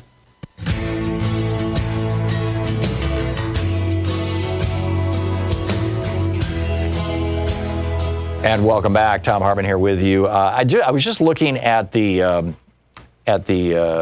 where'd it go? Real Clear Politics poll. We had somebody in the last hour, I believe it was, who called and said, have you seen this? That the Trump impeachment and removal from office is actually, for the last few months, it had always been impeaching and removing from office had always been above don't. And now the two lines have converged. And in fact, they have, but, and there's a huge but, this is the sum of 4 polls: the Economist YouGov poll, the Quinnipiac poll, the Politico Morning Consult poll, and the Monmouth poll. Now, the Monmouth poll, if I'm remembering correctly, is the one that is typically quoted by Fox News and by Republicans, and the one that Trump likes to point to. If you look at the numbers of these 4 polls, though, right now, while you average all 4 of them and you come up with basically it's 46.5% yes, remove him from office, 46.5% no, don't remove him from office. So, kind of 50-50 there. Excuse me. If you look at the Economist YouGov poll, it's 47-43 in favor of removing him from office. If you look at the Quinnipiac poll, it's 45-51 against removing him from office. If you look at the Politico Morning Consult poll, it's 50-41 in favor of removing him from office. And if you look at the Monmouth poll, it's 44-51. So Quinnipiac and Monmouth are both saying, people don't want Trump kicked out. Economist and Politico are both saying people do. So there's something funky going on with these polls. And I get, averaging them. But I am concerned. My biggest concern is that the big lie technique, which I played that clip from FDR earlier, which is being, rolled out every time a Republican gets a chance to talk, they're rolling this thing out, is going to work. There's also reporting right now over at Talking Points Memo at TPM that that Mitch McConnell is planning not just a vote, shall he be removed from office, yes or no, which is what happened with Bill Clinton. They didn't get to yes. It takes, a 2/3 majority, 67 votes to say yes, remove him from office. But McConnell wants to also have a vote on whether he's acquitted. In other words, not guilty. And that will only take 51 votes, and McConnell thinks he can pull that off. And he's going to propose rules for the Senate trial that will allow for an acquittal vote, which is, to the best of my knowledge, never happened before, which will allow Trump then to go into the election cycle saying, I've been acquitted. There was no there. I had a trial and they found me not guilty. They didn't just not find me guilty, they found me not guilty. And then on top of that, McConnell is saying, we're not going to call any witnesses. So we're not going to be hearing from people who can actually testify to this crime. Instead, we're going to hear from Republicans who are willing to lie, as we saw this morning, as we saw last night, as we've been seeing for weeks now, who are willing to just basically lie through their teeth and say, oh, the Ukrainians didn't know about this. Yes, they did. Oh, there was no quid pro quo. Yes, there was. Oh, the Republican, et cetera. McConnell's basically going to rig this thing. I'm concerned.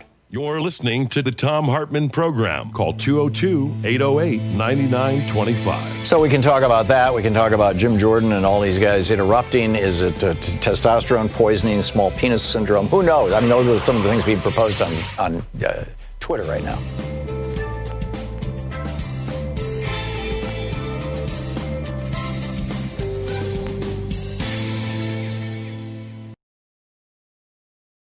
Well, today and tomorrow are really, really, really big days. These are the last 2 days of the fund drive for Free Speech TV. The network is short $100,000. We need your help right now.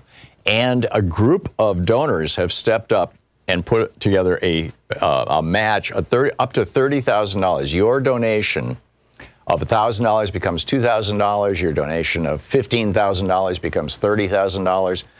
Your donation of $5 becomes $10. Your donation of $100 becomes $200. And this is thanks to an anonymous donor in Kentucky, to Howard, Christopher, and Artie in California, to Azra in Illinois, to Dee Jensen in Las Vegas, to Genevieve in Texas, to Joe and Heidi in Colorado, and Paul and Sherry in Iowa. This is so cool. You know, when people who have the means to really help out in a big way step up and say, yes, we'll put together a match for you. It is great. And what it means is that your donation gets doubled. Whatever you give today and tomorrow gets doubled, up to $30,000, which is mind-boggling. So please call now, 877-378-8669. Today and tomorrow are your last chances to do this. And it's just a really important time for Free Speech TV. So please call now, 877-378-8669. Call now and become part of Free Speech TV.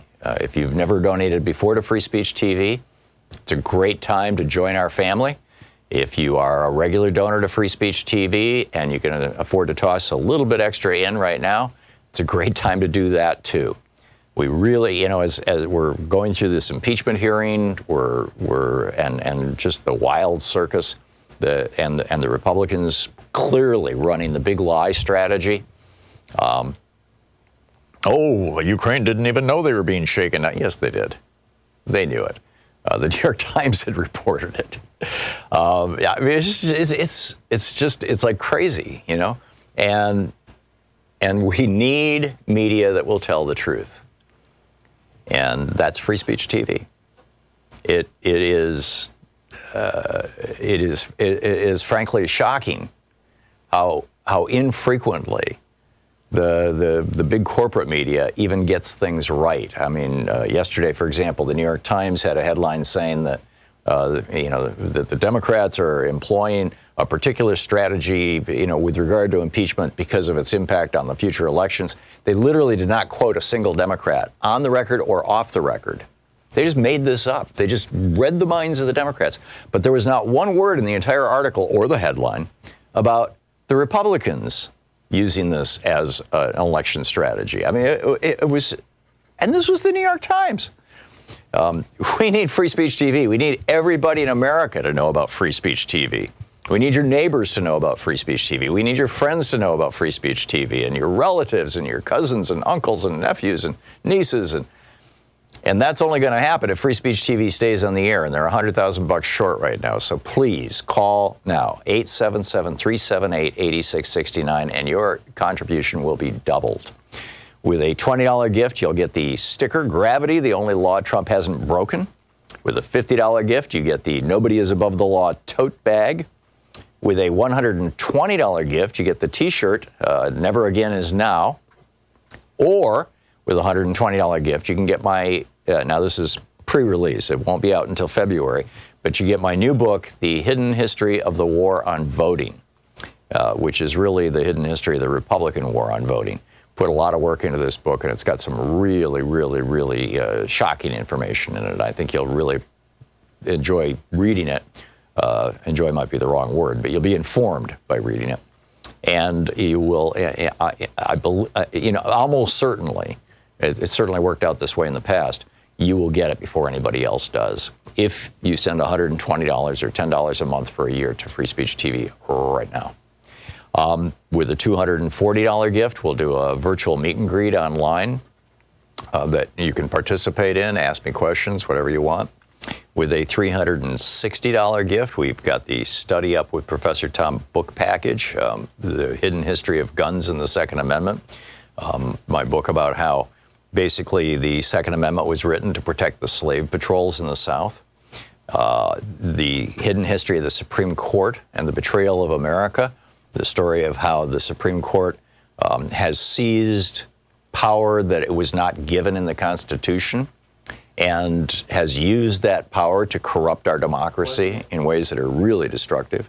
And my new book on ADHD, Hunter and a Farmer's World, which is, I guess, self-evident. It's a really good book. That's with the $360 package or $30 a month for a year. And with a $1,000 gift, come to Portland and hang out with us. be a member of our peanut gallery here for the last hour of the show. And we'll go have lunch afterwards. And, well, you've heard me talk about it many, many times. But the bottom line is Free Speech TV needs your help now. And your gift, whatever you give today, which is tax deductible, by the way, as we're coming into the end of the year and tax season, your gift will be doubled. So whatever you do today or tomorrow is going to have twice the impact it normally would. 877-378-8669. Please. Thank you. Want to connect? Thom Hartmann here. My new book, The Hidden History of the Supreme Court and the Betrayal of America, has arrived. What if the Supreme Court did not have the power to strike down laws? Discover the hidden history of judicial review and this scam called original intent. Learn how we can save the planet by modernizing the Supreme Court. And most important, how we can democratize the Supreme Court now before it's too late. From the time Americans wake up until the time we go to bed, everything we do, touch, ingest, breathe, and use has been touched by the Supreme Court. In this book, I lay out the history of the Supreme Court from Alexander Hamilton until how the court overstepped its constitutional powers. America does not belong to the kings and queens of the court. It belongs to the people. The Hidden History of the Supreme Court and the Betrayal of America is available now in fine bookstores everywhere. Want to connect with the show online? You can find the Thom Hartmann Program on Facebook, Twitter, and Instagram. Gets to see his taxes? Check it out at thomhartmann.com.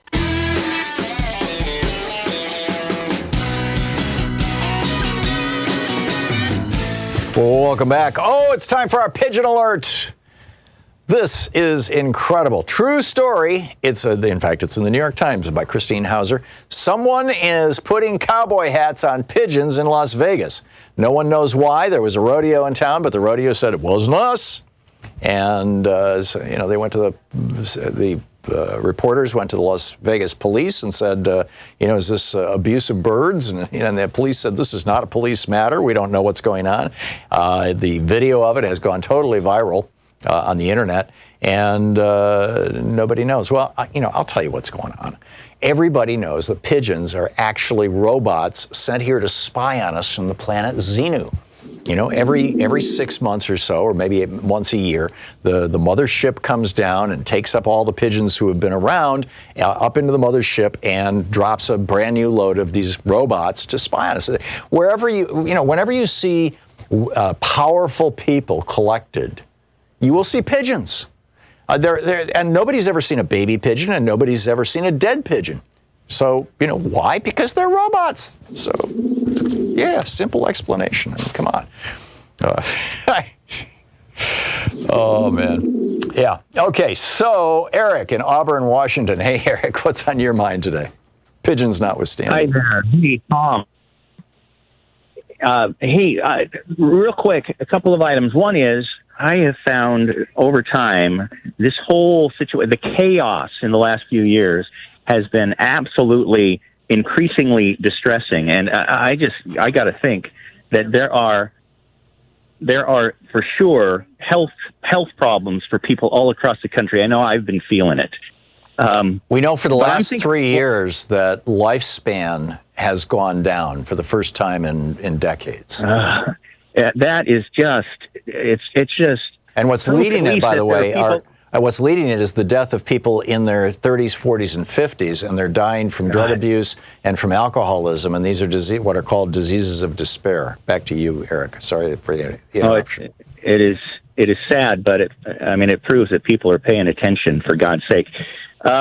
One thing I wanted to mention, more long term, is like how do we correct this in our country long term, systemically? Right. When I graduated from college in 1993, my degree was in communications with a focus on media literacy for children, and of course the media landscape has changed so dramatically since then. Yep. And now we see that.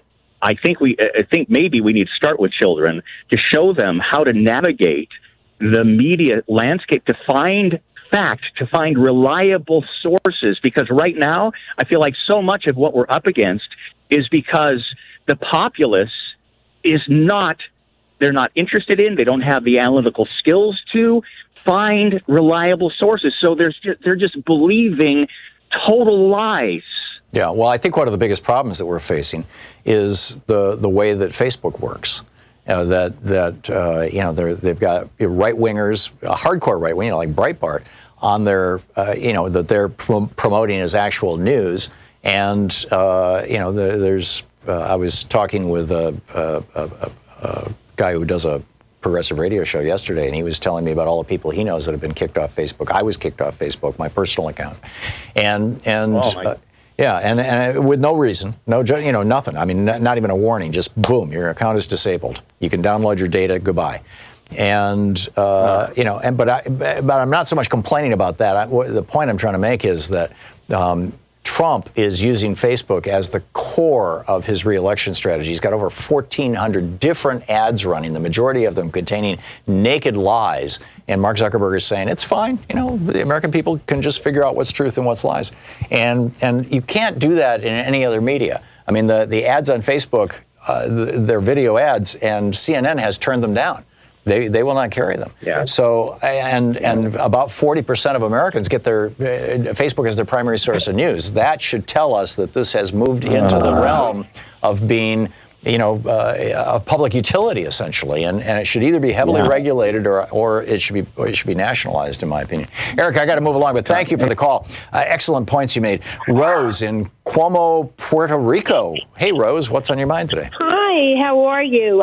Comment. I don't understand how these Republican women and families who go to Trump's rally to expose their young children and family to his horrible behavior and his lies, and then go home and look at their children in their eyes. And I don't understand also, why can't the media make him accountable for his 13,000 lies plus? Yeah, it's like they're allergic to calling him a liar. The New York Times still won't call Donald Trump a liar, which is very concerning, Rose. And it's if you look at now, I mean, today he attacked Greta Thunberg. She got on the cover of Time magazine. She's 16 years old. He's attacking a teenager. And Melania had recently tweeted about, any adult who attacks a teenager in social media is despicable or something like that. And that tweet of hers has just, the hashtag #BeBest and the hashtag Barron have just been trending all morning on Facebook as a result of that. Well, she's an embarrassment as a first lady. I'm sorry. Yeah, I don't know her. I think that she's probably trying to do her best, but boy, what a her best isn't her best. I'm sorry. Yeah, no, she was all in on the birther stuff, and in fact went on national media and said, yes, I want to know if Obama was born in the USA too. So, yeah. I mean, I'm concerned for the young people. Yeah, I'm with you, Rose. I'm absolutely. But anyway, Merry Christmas. Thank you. Merry Christmas to you, Rose. Thank you. Okay, and God bless you. Thank you. Thanks for the call. Steve in Whistler, Canada. Hey, Steve, what province is that in? That's in British Columbia. Cool. So what's on your mind today? I know a lot of the Americans don't like Canadians telling them about the politics and all that sort of stuff. So I'm not going to say anything, other than... Hey, you're entitled to say anything you want, Steve. This is an opinion show. I like the system that we have here in our country, and I think, Bernie is, in Canada, and I think Bernie is probably, almost needed to help bring things around. If Bernie's policies were put into place in the United States, would the United States resemble Canada, or would we have surpassed Canada in terms of, being more like Denmark, being more like a nation that actually takes care of its people?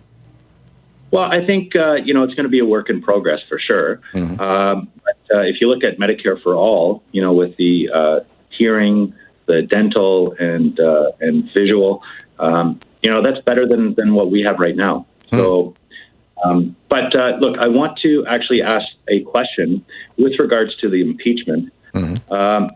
If Trump is found guilty, which he clearly is, and he's removed from office, how is it possible for the laws, in particular his executive orders and all of the vetoes, how is that possible that a lawless president can actually create the laws? Yeah. If he is found guilty and removed from office, it will not negate the things that he did, because when he did them, he was the lawful president of the United States. He just won't be able to issue any more executive orders after he gets convicted, God willing. And that's the simple reality, Steve. You can't, if we're going to undo Trump, the way to do it is to elect an overwhelming majority of Democrats, like more than 67 seats in the Senate, and certainly, a clear majority in the House of Representatives, and then have a progressive in the White House. And if we can do those three things, we have a really good chance of turning this country around in a positive direction and making this a place where the American dream is the American dream again. Because right now, it's, social mobility is probably the biggest definition of the American dream. And if you look at the 34 OECD countries, the 34 richest countries on earth, we are at the bottom in terms of social mobility. We're just literally at the bottom. So yeah, well, I wish you guys the best of luck, and I hope that the American population makes the right decision.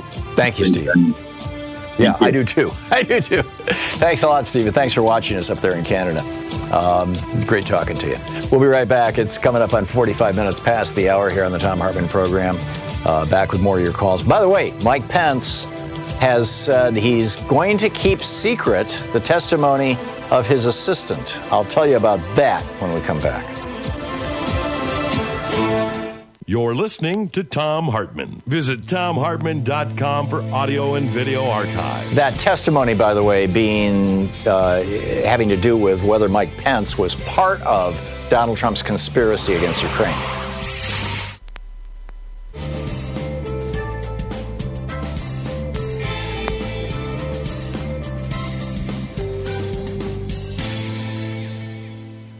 And welcome back. Dee in Seattle. Hey, Dee, what's up?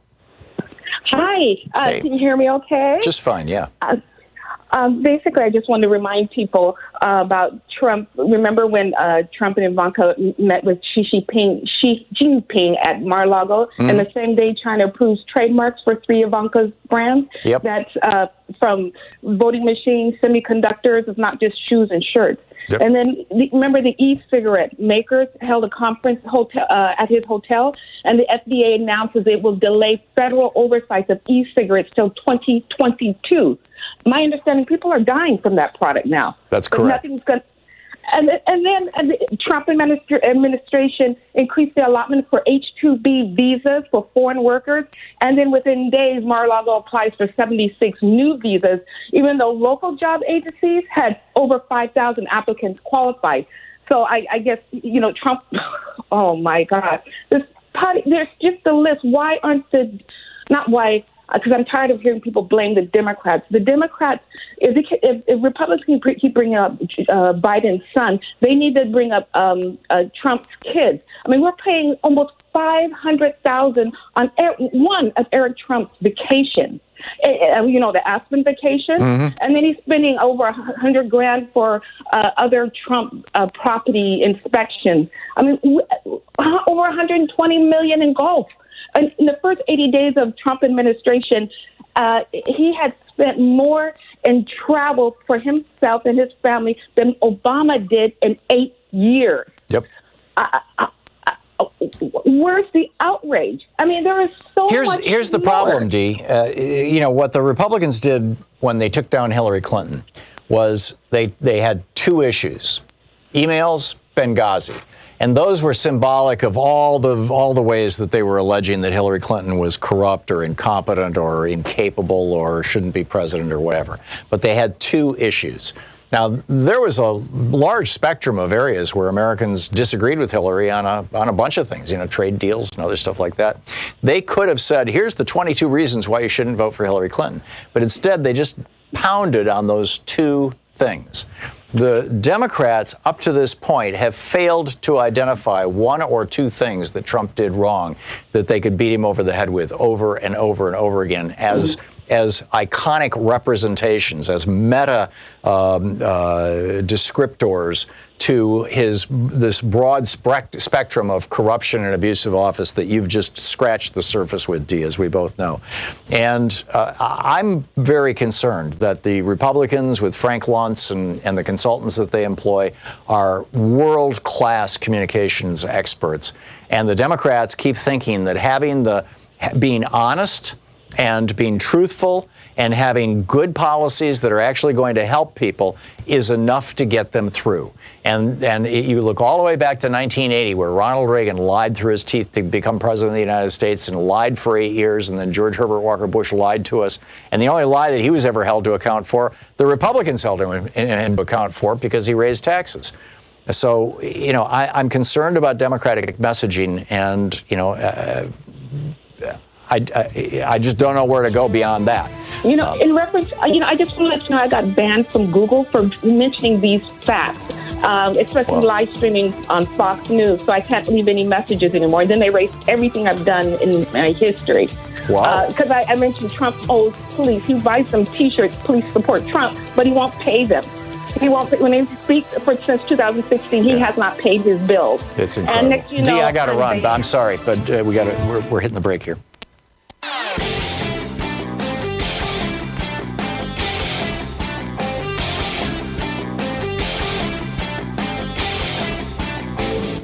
Coming up on the Science Revolution podcast this week, can you deny we are now standing in an extinction event and disinformation is one of the causes? Mari Margil is the director of the International Center for the Rights of Nature, and she joins me to talk about nature's rights. Other topics include, is obesity causing brain damage in children? And how atmospheric rivers fuel extreme floods in America. You can find the Science Revolution where all fine podcasts are available.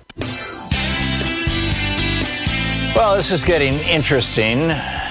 Mike Pence he has an aide. Her name is Jennifer Williams.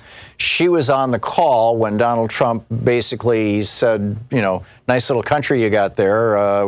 Why don't you give me Joe Biden to Zelensky? And when she testified in public, she basically said, yeah, there was some troubling things, but I'm not going to go into details. She testified in private before the House Intelligence Committee and actually gave them the details, which were classified because Trump has classified that conversation. The transcript, what he refers to as the transcript, is actually a kind of rather brief piece. It only covers about 8 minutes of a 20-minute phone call. And her private testimony apparently indicated, this is the guess, indicated that Mike Pence was in on this deal, that Pence should be impeached too.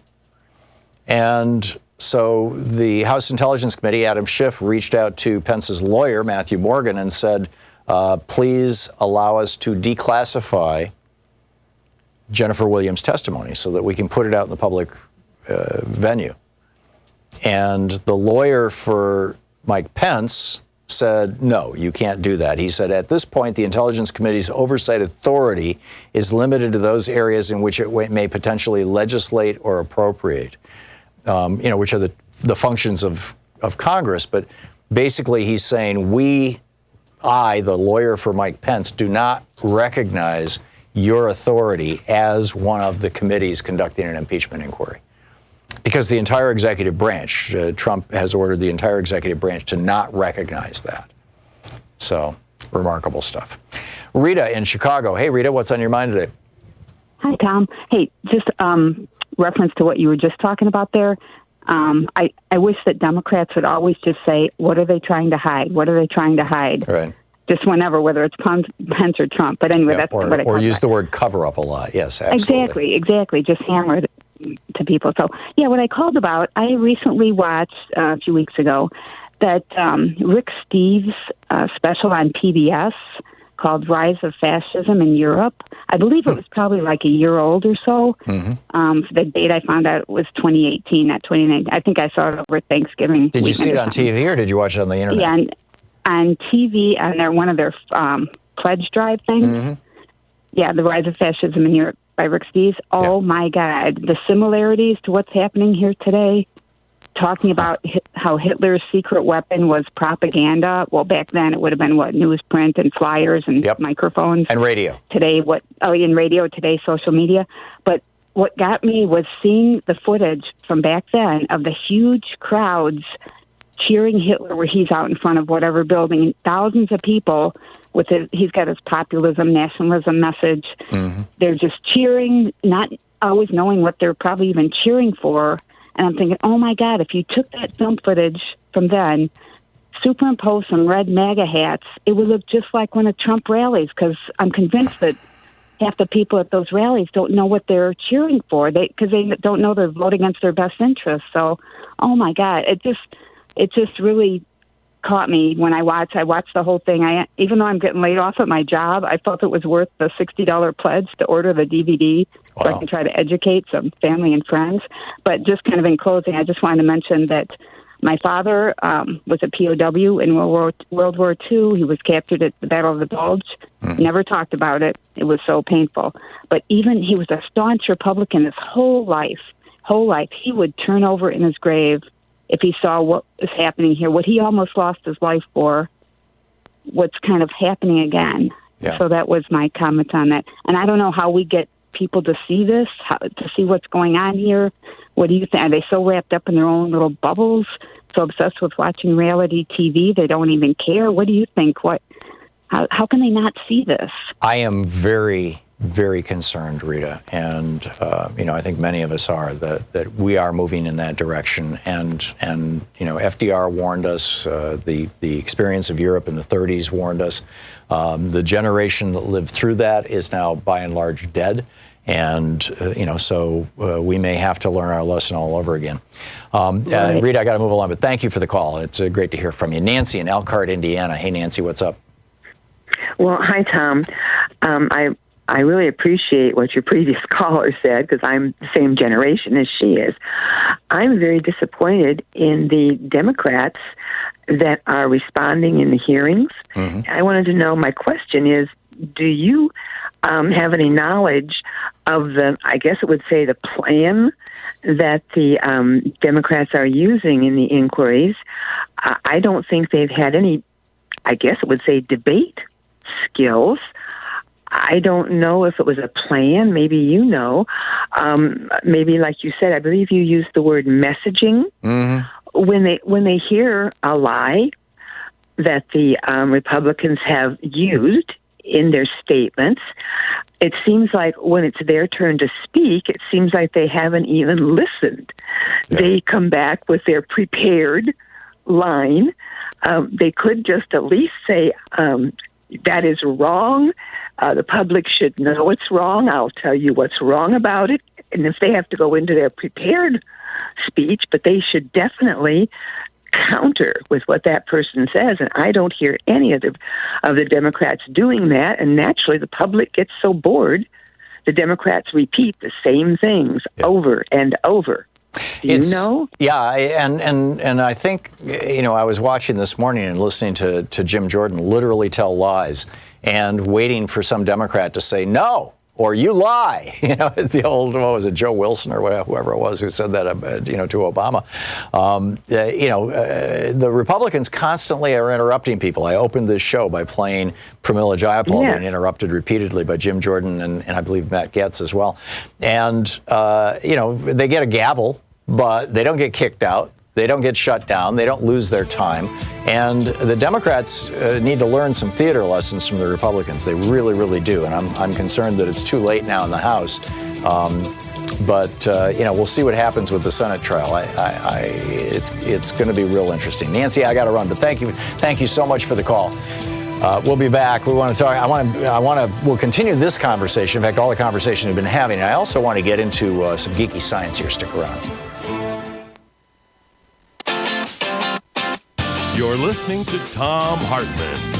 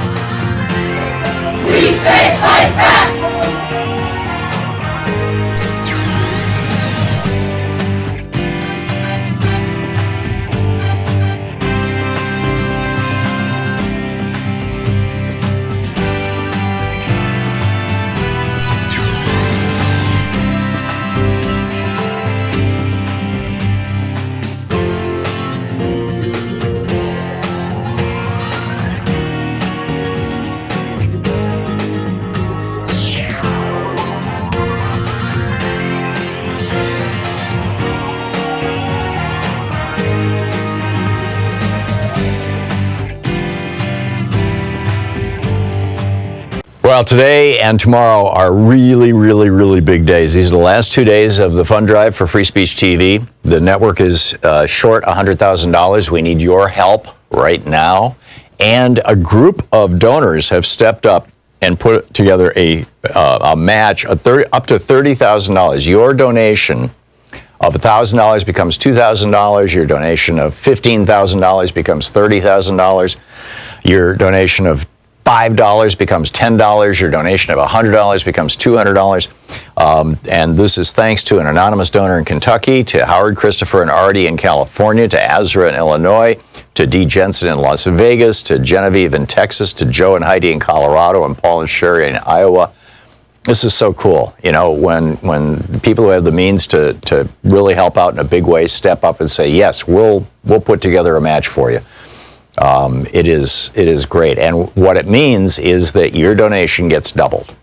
Whatever you give today and tomorrow gets doubled, up to $30,000, which is mind-boggling. So please call now, 877-378-8669. Today and tomorrow are your last chances to do this. And it's just a really important time for Free Speech TV. So please call now, 877-378-8669. Call now and become part of Free Speech TV. If you've never donated before to Free Speech TV, it's a great time to join our family. If you are a regular donor to Free Speech TV and you can afford to toss a little bit extra in right now, it's a great time to do that too. We really, you know, as we're going through this impeachment hearing, and just the wild circus, the Republicans clearly running the big lie strategy. Ukraine didn't even know they were being shaken. Yes, they did. They knew it. The New York Times had reported it. Yeah, I mean, it's like crazy, you know, and we need media that will tell the truth. And that's Free Speech TV. It is frankly shocking how infrequently the big corporate media even gets things right. I mean, yesterday, for example, the New York Times had a headline saying that that the Democrats are employing a particular strategy, with regard to impeachment because of its impact on the future elections. They literally did not quote a single Democrat on the record or off the record. They just made this up. They just read the minds of the Democrats. But there was not one word in the entire article or the headline about the Republicans using this as an election strategy. I mean, it was, and this was the New York Times. We need Free Speech TV. We need everybody in America to know about Free Speech TV. We need your neighbors to know about Free Speech TV. We need your friends to know about Free Speech TV, and your relatives and your cousins and uncles and nephews and nieces. And that's only going to happen if Free Speech TV stays on the air, and they're $100,000 short right now. So please call now, 877-378-8669, and your contribution will be doubled. With a $20 gift, you'll get the sticker Gravity, the only law Trump hasn't broken. With a $50 gift, you get the Nobody is Above the Law tote bag. With a $120 gift, you get the t-shirt, Never Again Is Now. Or with a $120 gift, you can get my, now this is pre-release, it won't be out until February, but you get my new book, The Hidden History of the War on Voting, which is really the hidden history of the Republican war on voting. Put a lot of work into this book, and it's got some really, really, really shocking information in it. I think you'll really enjoy reading it. Enjoy might be the wrong word, but you'll be informed by reading it. And you will, almost certainly, it certainly worked out this way in the past, you will get it before anybody else does. If you send $120 or $10 a month for a year to Free Speech TV right now. With a $240 gift, we'll do a virtual meet and greet online that you can participate in, ask me questions, whatever you want. With a $360 gift, we've got the Study Up with Professor Tom book package, The Hidden History of Guns and the Second Amendment, my book about how basically the Second Amendment was written to protect the slave patrols in the South, the hidden history of the Supreme Court and the betrayal of America, the story of how the Supreme Court has seized power that it was not given in the Constitution, and has used that power to corrupt our democracy in ways that are really destructive. And my new book on ADHD, Hunter in a Farmer's World, which is, I guess, self-evident. It's a really good book. That's with the $360 package or $30 a month for a year. And with a $1,000 gift, come to Portland and hang out with us. Be a member of our peanut gallery here for the last hour of the show. And we'll go have lunch afterwards. And, you've heard me talk about it many, many times. But the bottom line is Free Speech TV needs your help now. And your gift, whatever you give today, which is tax deductible, by the way, as we're coming into the end of the year and tax season, your gift will be doubled. So whatever you do today or tomorrow is going to have twice the impact it normally would. 877-378-8669. Please. Thank you. Thom Hartmann here. My new book, The Hidden History of the Supreme Court and the Betrayal of America, has arrived. What if the Supreme Court did not have the power to strike down laws? Discover the hidden history of judicial review and this scam called original intent. Learn how we can save the planet by modernizing the Supreme Court. And most important, how we can democratize the Supreme Court now before it's too late. From the time Americans wake up until the time we go to bed, everything we do, touch, ingest, breathe, and use has been touched by the Supreme Court. In this book, I lay out the history of the Supreme Court from Alexander Hamilton until how the court overstepped its constitutional powers. America does not belong to the kings and queens of the court. It belongs to the people. The Hidden History of the Supreme Court and the Betrayal of America is available now in fine bookstores everywhere. Want to connect with the show online? You can find the Thom Hartmann Program on Facebook, Twitter, and Instagram.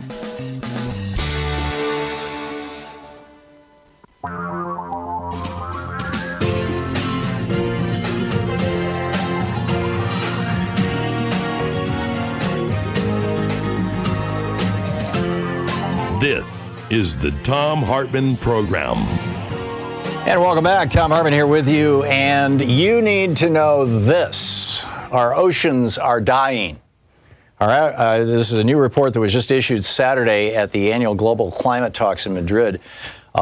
67 scientists in 17 countries worked on this for several years and found that the oxygen levels in the world's oceans have declined by roughly 2%. Between 1960 and 2010. It's called deoxygenation, and it's largely attributed to climate change, although it's exacerbated by what's called nutrient runoff, which is factory farming using massive amounts of fertilizer, and that stuff ends up just pouring into the oceans. At the same time, we've got a new report that the Arctic is being transformed as a consequence of climate change. Climate change is transforming Arctic ecosystems in unprecedented and troubling ways, impacting local wildlife, threatening not just indigenous populations who live around the Arctic, but communities around the world.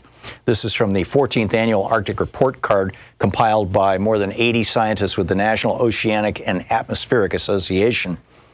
They note the permafrost continues to thaw, potentially releasing up to 600 million tons of carbon into the atmosphere every year, which will make our weather more extreme. And some fish populations in the Bering Sea, which supplies 40% of the American seafood catch, have begun to migrate north, where we may not be able to catch them as the waters warm, which is threatening the food webs. And finally, our nation, the United States, has 95,000 miles of shoreline. This is what's referred to sometimes as the blue economy: fishing, ocean farming, shipping, tourism, and recreation. And Senator Elizabeth Warren has rolled out a blue New Deal for our oceans. The Green New Deal pretty much ignores the oceans. And so she's suggesting that we should restore and protect coastal ecosystems, invest in renewable offshore energy and good jobs, support good jobs in the blue economy. We only have one offshore wind farm in the entire United States. Denmark, for example, got 44% of their entire power from wind farms last year. And we don't need new technologies to do this. We can start right now. Her plan proposes ending offshore drilling, streamlining permitting for offshore wind, while making sure that this benefits local communities. increasing protections for coastal ecosystems, sequestering carbon and buffering the impacts of sea level rise and storms. This is in line with NOAA's Coastal and Estuary Land Conservation Program. She wants to expand that, creating a domestic blue carbon program to value carbon sequestration and expanding marine areas, and support the scaling of regenerative ocean farming of seaweed and shellfish to both absorb carbon and to provide high-quality, nutritious food for human beings. And then finally, she wants to take on the big polluters, such as the petrochemical industry and big ag, that are, badly polluting our oceans, and shrink production and expand recycling of single-use plastics. A lot there to take in, but we're experiencing a crisis right now. So that's our science thing here. Let's pick up some of your phone calls. We've had a whole spectrum of things that we're talking about today. David in Gainesville, Georgia. Hey, David, it says you disagree with me, so you go to the front of the list. What's up? Yes, I was just listening to your program, and there was this lady that was on there who was comparing a Trump campaign rally to Hitler. To the Nuremberg rallies. I just don't understand. The thing of it is we finally got a president in there who has done what he said he was going to do and gone beyond of what he's going to do. What has he done that he said he would do? Well, he said he's going to build a wall. He's in the middle trying to build a wall. No, he's actually not building the wall right now. And when he said that in his rally yesterday, he was lying. A federal judge has blocked that money, number one. Exactly. And he's not building the wall. So, and beyond that, why would you want a wall anyway? What do you want to keep the drugs flowing in? Do you want to keep the illegal aliens in? I don't have a problem with somebody. We were doing just fine interdicting drugs, and if you don't want illegal aliens in this country, then listen for a second here, David. If you don't want illegal aliens in this country, then join me and many Republicans in calling for employers who hire people who are not citizens to go to jail. Are you on the same planet? I mean, the people are going to come. Yeah, I'm telling you, this is Mitt Romney's solution. Mitt Romney campaigned on this in 2012 for president. Put the employers in jail, and people will stop coming. We don't need a stronger border. But the simple reality is that you don't have people coming here looking for work right now anyway. You got people who are refugees coming out of Guatemala because the country's in the 5th year of a drought caused by climate change, which is being caused by the polluting industries that Donald Trump seems to love. But David, let me just run through a couple of things. You're talking about the things. Hang on just a second. I will give you lots and lots of time to talk if you'll just let me have my say, okay? Or do you want me to let you have your say first? Do you want to give me your list of things that you love Trump for? I want to hear what you had to say. Okay. The things that concern me about Donald Trump, and I'm just going to go through a list real quick, and then I'll toss it over to you, and I'll let you speak. He has solicited foreign attacks on our elections. He did it with Russia. He did it with Ukraine, or that's the allegation. There's nobody denying that he did it with Russia, and he did it with China. He did it right on television. He is using phones that are not secure in the White House in a way that is way beyond Hillary Clinton's emails not being secure. And in fact, we know now that China was running Stingray devices across the street from the White House and tapping into it. He's destroying and concealing records. He's covering for the murder of a journalist, of Khashoggi. He's been violating human rights and international law at our border, putting children in cages. He ran a supposed charity that was such a scam that his 3 children just finished court-ordered training in how not to run a scam, and he had to pay a $3 million fine. He's lied to the American people over 14,000 times that have been documented by the Washington Post. He constantly attacks the free press, which is, according to our founders, the cornerstone of democracy. You can't have a functioning republic without a free press. He has spent 1/4 of all his days in office visiting his own golf courses. He spent 1/3 of all his time in office visiting his own properties to the tune of millions and millions of dollars of expense to the American people. He's violating the emoluments clause of the Constitution by making money off all this stuff. He gave security clearances to Jared Kushner, who's got these skeezy deals with Middle Eastern potentates to give him $1 billion for his building in New York City, where the NSA and the CIA said, do not give that guy a security clearance, and Trump did it anyway. He's refusing to investigate or build defenses against interference in our elections.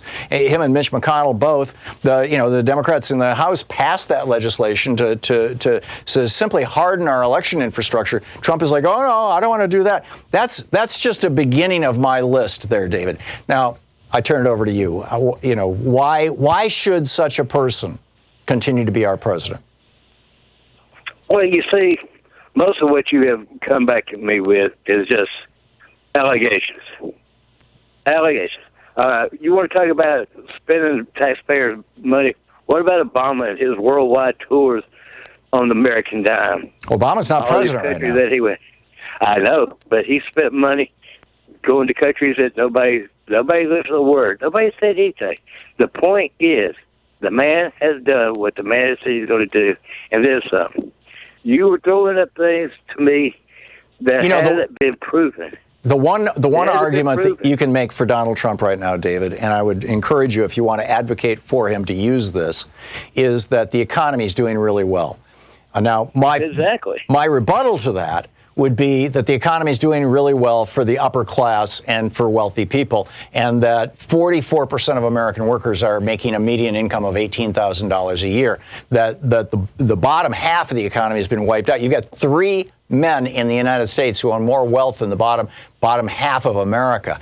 You've got 200 people in the United States who own more wealth than the bottom 90% of Americans. But that's not just Donald Trump's fault. I mean, that goes back to Reaganomics. But yeah, unemployment is low right now. There's a lot of crappy jobs out there. You haven't mentioned a word about affordable child care that he passed today, that he signed in. You haven't even mentioned that. No, I haven't. You haven't mentioned anything. I am unaware of it. All of the people. I thought that they just had a meeting. That Ivanka just convened a meeting today. No, he signed it. Okay, well, I'll have to look that up, David. If he did that, I will tip my hat to him for it. Okay. All right. Okay. Thanks a lot, David. Good to hear from you. Yeah. Call another time and come up with some of those. Consider some of my allegations, would you please? By the way, that's from a list that Walter Schaub put together. He was the director of the Office of Government Ethics within the executive branch during the Obama administration. It's 16 minutes past and this was a long tweet. I only read about half of them. We'll be back with more of your calls in just a minute, 16 minutes past the hour. This is the Thom Hartmann Program. It's the place where despair is not an option. Stick around.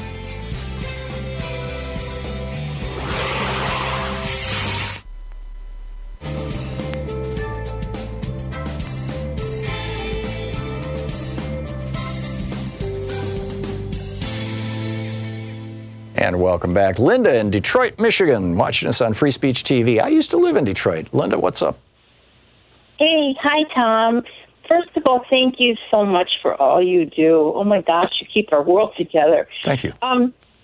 Yes, I wanted to call you to comment on something you were speaking about the first hour, and it's about Trump and his situation with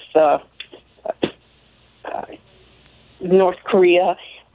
What you're speaking about is Rachel Maddow featured this. It was last evening. Yeah, I saw it. And I talked about it earlier, where he said, Seoul is too close to North Korea. They should just move to the city of 25 million people. Yes, but here's I don't know. Here's the other part that I just wanted to give you. So the book is by Peter Bergen, Bergen, right? And it's brand new off the press. It's Trump and his generals. The cost. There's a great review of it, by the way, over at the New York Times right now that kind of summarizes parts of the book. I can't wait to get my hands on it. Rachel says this is her Christmas reading. So what I wanted to say is that, so apparently there was this presentation in the Oval Office to give information to Trump about North Korea, and there was a tabletop model made. It was about the size of a tabletop model of the area. And so there's South Korea, and it's all lit up. And there's North Korea, and it's totally black. And then there's China, and you can see it's all lit up. And apparently Trump, they were concerned that he might think that where it was dark, where it's really North Korea, that Trump would think that that's the ocean. No, that's what he initially thought. Actually, when he looked at those satellite photos, those nighttime satellite photos, he said, "Oh, well, that must be an ocean right there." And they were like, "No, that's North Korea. There's just no electricity outside of Pyongyang." So scary. Yes. Yeah. Yeah, we have the village idiot running the country. I don't know how to say it other than that. I mean, Rachel's show last night was one of the most shocking pieces of television I've seen in a long time. Yes. Thank you. I thought the same thing. In fact, when we read this book, I think we're all going to be sleepless for. Yeah. Well, and we're going to try and get Peter Bergen on our show here, when he's doing his book tour. Oh my gosh, that was just something else. Yeah. Well, thank you so much. You're welcome. Thank you so much for the call, and great to hear from you. Howard in New York City. Hey, Howard, what's on your mind? Yeah, hi. I got a wonderful quote a real quote from Albert Einstein, which is very appropriate for Donald Trump, but I made a T-shirt out of it. So just to entertain everybody, it's a T-shirt where I put on the left side a picture of Donald Trump saying that I'm a stable genius. Right. And the right side, the quote from Albert Einstein from his picture is, the difference between genius and stupidity is that stupidity has no limitations. That's a good one. That's a good one. And so you've turned this into a T-shirt. Have you tried wearing it in public? I only wear it when I'm not in Trump water. Yeah. When I was in Mexico, I got one that I'm not quite sure how to say this, and I'm not even sure if I should say it in Spanish. It's got a picture of kind of a bandito guy pointing out, a Mexican guy in a big hat with a big mustache. There's a Zapata kind of picture.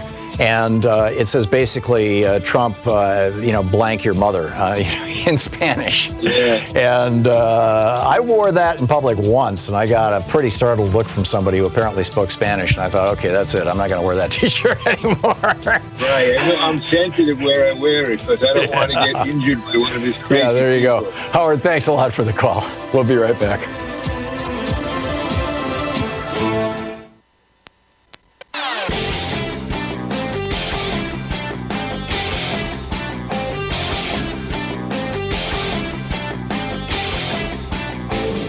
Hey, we have a new video for the people who are, basically supporters, subscribers.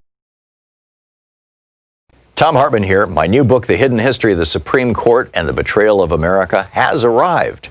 What if the Supreme Court did not have the power to strike down laws? Discover the hidden history of judicial review and this scam called original intent. Learn how we can save the planet by modernizing the Supreme Court. And most important, how we can democratize the Supreme Court now before it's too late. From the time Americans wake up until the time we go to bed, everything we do, touch, ingest, breathe, and use has been touched by the Supreme Court. In this book, I lay out the history of the Supreme Court from Alexander Hamilton until how the court overstepped its constitutional powers. America does not belong to the kings and queens of the court. It belongs to the people. The Hidden History of the Supreme Court and the Betrayal of America is available now in fine bookstores everywhere.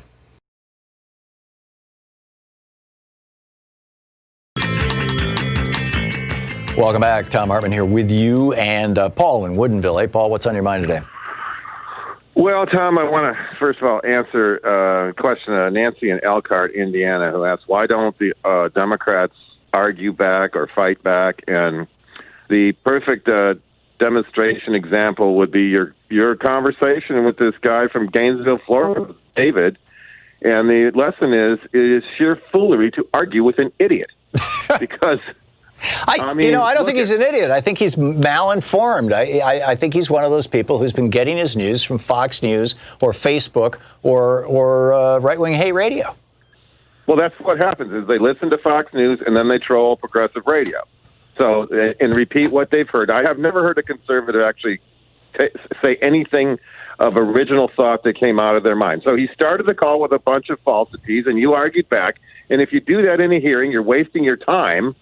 I don't think they would be wasting their time in a hearing, frankly, and I wish more of those kind of things that I just said had been said by the Democrats in the House, because the rest of America is listening. And there are people who are not all together in one camp or the other, who are listening. Well, let me ask you, I think some of the job of telling the truth comes from the media and say, no, that was because most people are not watching these hearings all day long, like those of us who are steeped in it. No, but they are looking at the clips, and if when somebody makes a really good point, those clips will get out there, and I wish somebody had hired a coach for some of these guys. Well, that's true, and but then he comes back when you give him the microphone back, he says, "Oh, what about Obama?" And then he ends with a sheer lie. If there was a bill passed today, signed into law, affordable child care, I guarantee you Nancy Pelosi would be out there all day saying, see, we can get good things done while we're doing impeachment. We can walk and chew bubble gum at the same time. Right. So I seriously doubt I would have checked that. I don't have a way to check it, so I'm on the phone with you. I would have called my representative to find out if that really passed. But my guess is somebody can fact check it, and I guess my bet is 75% that it's false. Okay, so the other thing is, I wanted to talk about the potentials for what the Democrats can do and what we know. The first thing about the Senate, the conventional wisdom is that the Democrats just can't take the Senate back. Well, let me just remind everyone that within the last 10 years, at the beginning of the Obama administration, the Democrats have been the only party to hold a filibuster-proof a majority in the Senate. They had 60 seats until Ted Kennedy died and Scott Brown was appointed. That's right. From Massachusetts. So they had 60 seats. The Republicans, when they have control, if you notice, they really never, 55 is about all they can really get. Yeah. They had 55 during the Clinton impeachment. Yeah, demographics are flowing against them. That's why they're doing voter manipulation. So the votes are, in other words, the demographic, the votes in these states are there that the Democrats can get more than 55 senators in the Senate. The other thing is that we know is that there are 70 million people out there who are willing to vote for a Democrat. They voted for more than 70 million voted for Barack Obama. Mm-hmm. And if those Hillary Clinton had 65 million plus, if 5 million people had come out, 5 million more people, I don't care how you distribute that, that will outstrip the 75,000 votes in those three states of Wisconsin, Michigan, and Pennsylvania. Right, which means if we can get a really popular Democratic candidate, then, it's not going to be that hard. No question. And the other thing is that ultimately that will be the indictment and conviction of Donald Trump is true enough. I think the impeachment needs to happen, but he's going to escape the. I think it was interesting the point you're making. He's going to escape conviction, but they also want to acquit him, and they want to say not only not guilty, but they want to say innocent, right? That's which correct. is never done in a trial. That's right. correct. Then they want he has to be declared innocent by his party. Now, here's the funny thing: is that when they talk about a trial by jury of your peers, that doesn't mean that if you're a mafia boss, 7 of the 12 jurors get to be your thug friends, right? Right. Generally speaking, yes. But that's going to happen here. We all know that. I mean, that's a given, Paul. By the way, you got about 15 seconds here before we hit the break. Okay. Well, that was my point, and is that we have the demographics. We just have to get out and get it done. Yeah, amen. And that's why we need, everybody and I know you're doing this, Paul. Everybody, but I'm speaking to everybody who's watching or listening to me right now. Everybody needs to be registered to vote, and you need to double check your registration, particularly if you have a Hispanic last name or a common African-American last name, or you live in an area that is heavily Democratic, because the Republicans in all probability have removed you from the voting roll. So double check. You're listening to the Thom Hartmann Program. Call 202-808-9925. And come November, double check again before you go to vote. You don't want a provisional ballot. We'll be back.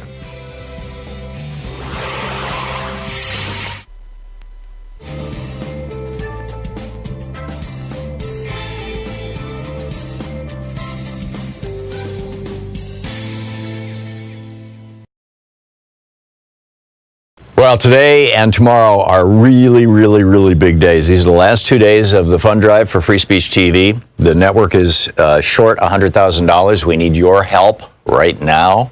And a group of donors have stepped up and put together a match up to $30,000. Your donation of $1,000 becomes $2,000. Your donation of $15,000 becomes $30,000.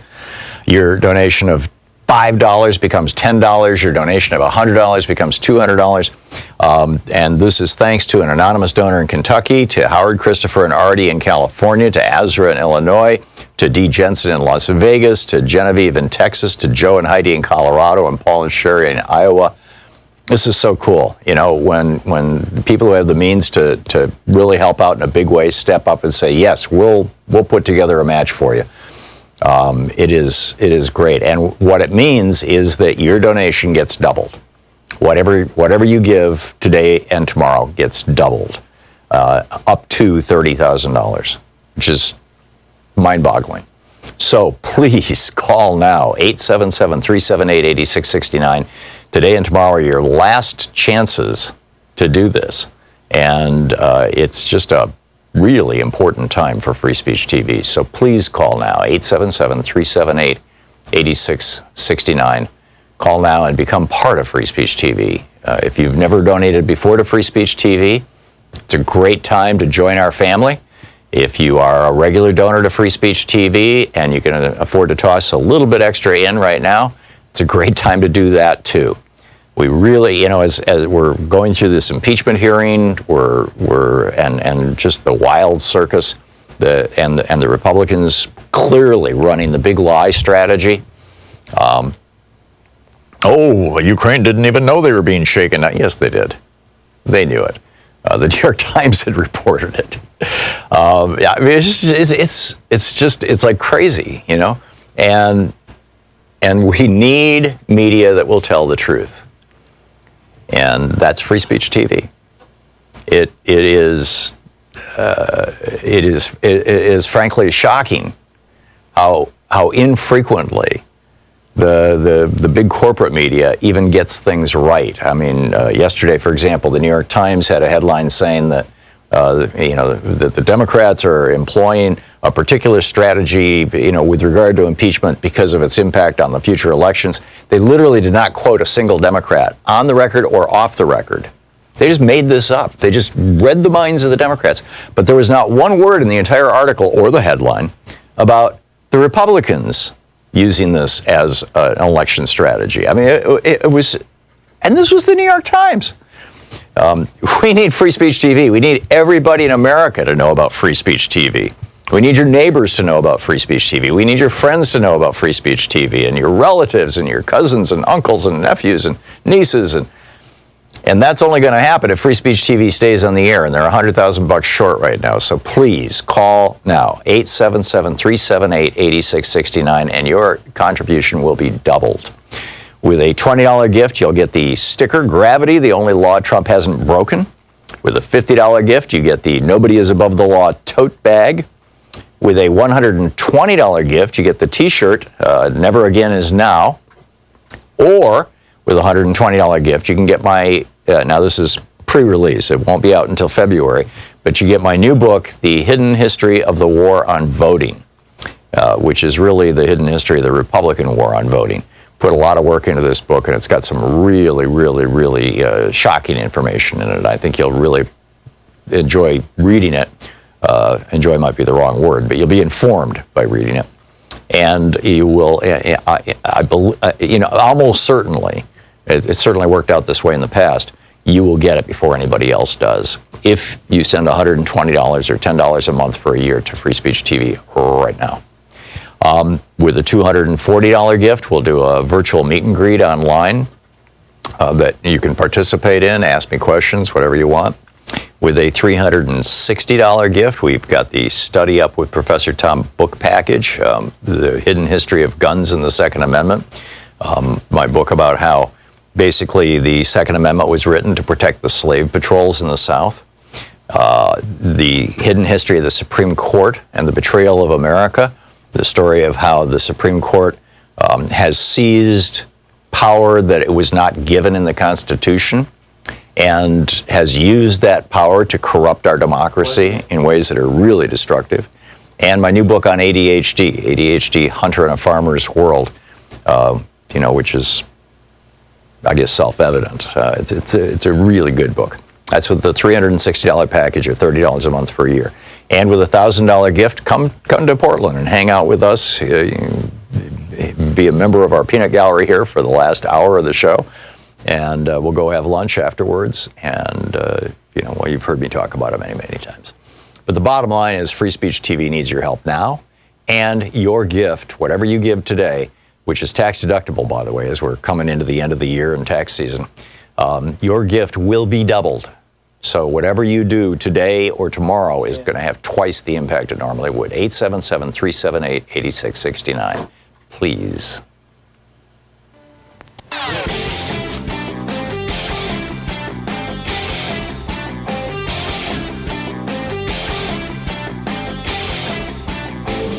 Coming up on the Science Revolution podcast this week, can you deny we are now standing in an extinction event and disinformation is one of the causes? Mari Margill is the director of the International Center for the Rights of Nature, and she joins me to talk about nature's rights. Other topics include, is obesity causing brain damage in children? And how atmospheric rivers fuel extreme floods in America. You can find the Science Revolution where all fine podcasts are available. 34 minutes past the hour. Welcome back. House Democrats just passed the Elijah E. Cummings Lower Drug Costs Now Act, also known as H.R. 3, House Resolution 3. Tom Perez just sent out a press release. It's interesting. Two of these things came into our studio here in the last 15, 20 minutes. This one from the Democrats said the difference between the parties couldn't be clearer. Democrats are fighting for the good of the American people, while Trump and Republicans are defending the greed of big pharma. Democrats are keeping our promises on health care. We're working to lower drug prices for middle-class families and passing historic investments in Medicare, while Trump's agenda spikes costs, jeopardizes protections for people with pre-existing conditions, and slashes billions from Medicare and Medicaid. As Trump and Republicans break their promises at every turn, Democrats will keep working to improve the lives of everyday Americans. Basically, what this law says is that when drug prices are wildly higher in the United States than in a basket of other fully developed countries, Canada and European countries, that the drug companies have to lower the prices, and that Medicare can negotiate their prices. So FreedomWorks sends out an official press release, which I just got. Following the vote in the House of Representatives on Speaker Nancy Pelosi's socialist price control bill, H.R. 3, Adam Brandon, FreedomWorks president, commented, "Today's vote on H.R. 3 is incredibly disappointing and shows how radical House Democrats have become. As Representative Dave Schweikart recently said, there are cures coming that would not happen under H.R. 3. He's absolutely right. Importing socialist price controls from Europe will reduce innovation in the pharmaceutical industry." No, it won't. They're going to still want to develop new drugs to make more money. What it's going to reduce is the profits of the pharmaceutical industry. But that's not going to stop them from trying to develop profitable drugs. What, are you crazy? You don't think that American capitalists know how to do these things? It's incredible. Oh, and MoveOn.org, by the way. Where did that story go? I thought I had it. Oh, here it is. MoveOn.org is planning rallies all across the country. There's, in all 50 states, hundreds of these rallies that will take place at 5:30 p.m. local time the night before the House votes on impeachment. Now, right now, what's going on is they're debating it in the Judiciary Committee. In committee. The committee has to decide on the articles and say, okay, yes, we hold a vote and we pass these articles. If the Judiciary Committee passes the articles of impeachment, then they go to Nancy Pelosi and the entire House of Representatives, and then they will again debate them in the entire House, and then they will vote on them in the entire House. And then if a majority of members of the House of Representatives, simple majority of the House of Representatives votes yes, then the Senate has to hold a trial. So impeach.org is the website that MoveOn has put together. And, or excuse me, this isn't MoveOn, this is Public Citizen. This is citizen.org. And they've come up with a new website called impeach.org. And the hashtag that they're using is not above the law. So FYI, a lot of cool stuff going on. So back to you, Vicki in Harvard, Illinois. Hey, Vicki, what's up? Hey, hi, Tom. I love your show. Thank you very much for continually, educating everybody on what's going on. I really appreciate it. Thank you. One of the things I'd really like to hear in regards to your last caller, David, Trump supporters Republicans, I challenge them to give us a list, just like you gave him. Give us a list that says, what are Trump's accomplishments? Factual list of his accomplishments. And they are not allowed to say Obama this or Hillary this or no. I want a list of every one of Trump's accomplishments. Right. Yeah, I'm waiting. I'm waiting. Yeah, I'm waiting too. That is the one thing that I found that will shut up a Republican when I'm having an argument.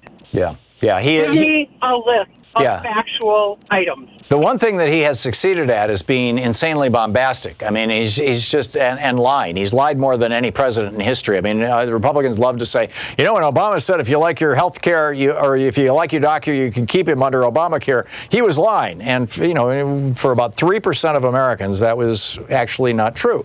That's literally the only lie that they can point to in Obama's entire 8 years. Donald Trump has told 14,000 lies, I believe the number is, now documented by the Washington Post as of this moment.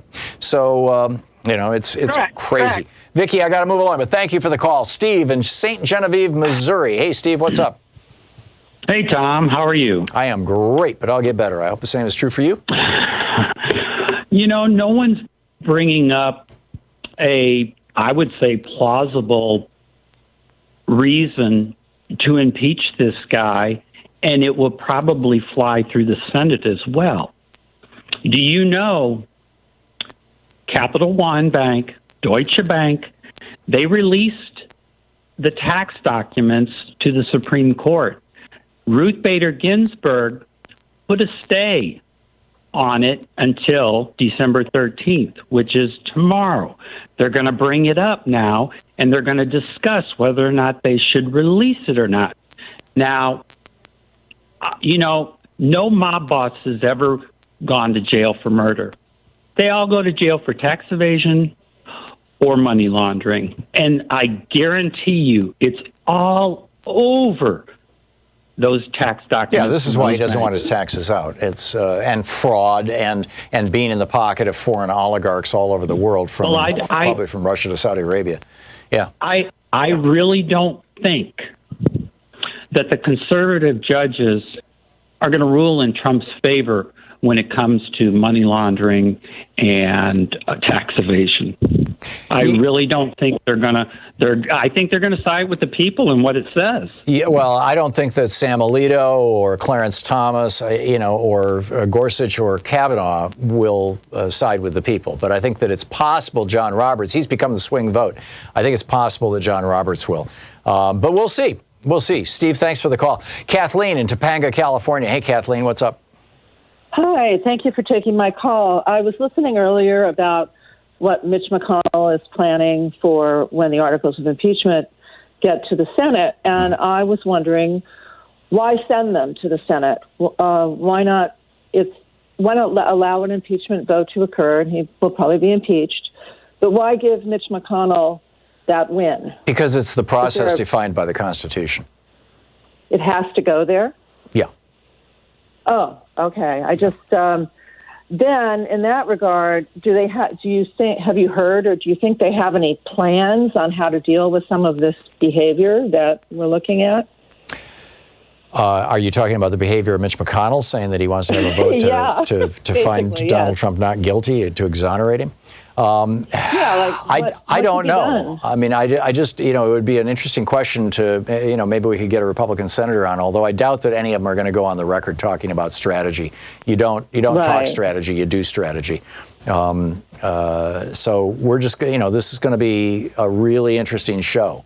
And I think people are starting to kind of tune out of the House show, as it were. We all got it. It's why I didn't even play it today, because we've all figured out exactly, what Trump did and what the Republicans' defense is. But I think when it goes to the Senate, that show is going to get rebooted. And Americans love trials. I mean, look at what happened with the OJ trial. So Law and order. Yeah, exactly. So I think this is going to be a big deal. We'll see. Kathleen, thanks a lot for the call. It's great to hear from you. Jeff in Portland. Hey, Jeff, what's up? Hey, good morning, Tom. Thanks for taking my call. In regard to the Republican behavior, I'll echo what you suggested on past shows. that we have to stop being the Charlie Brown to their Lucy.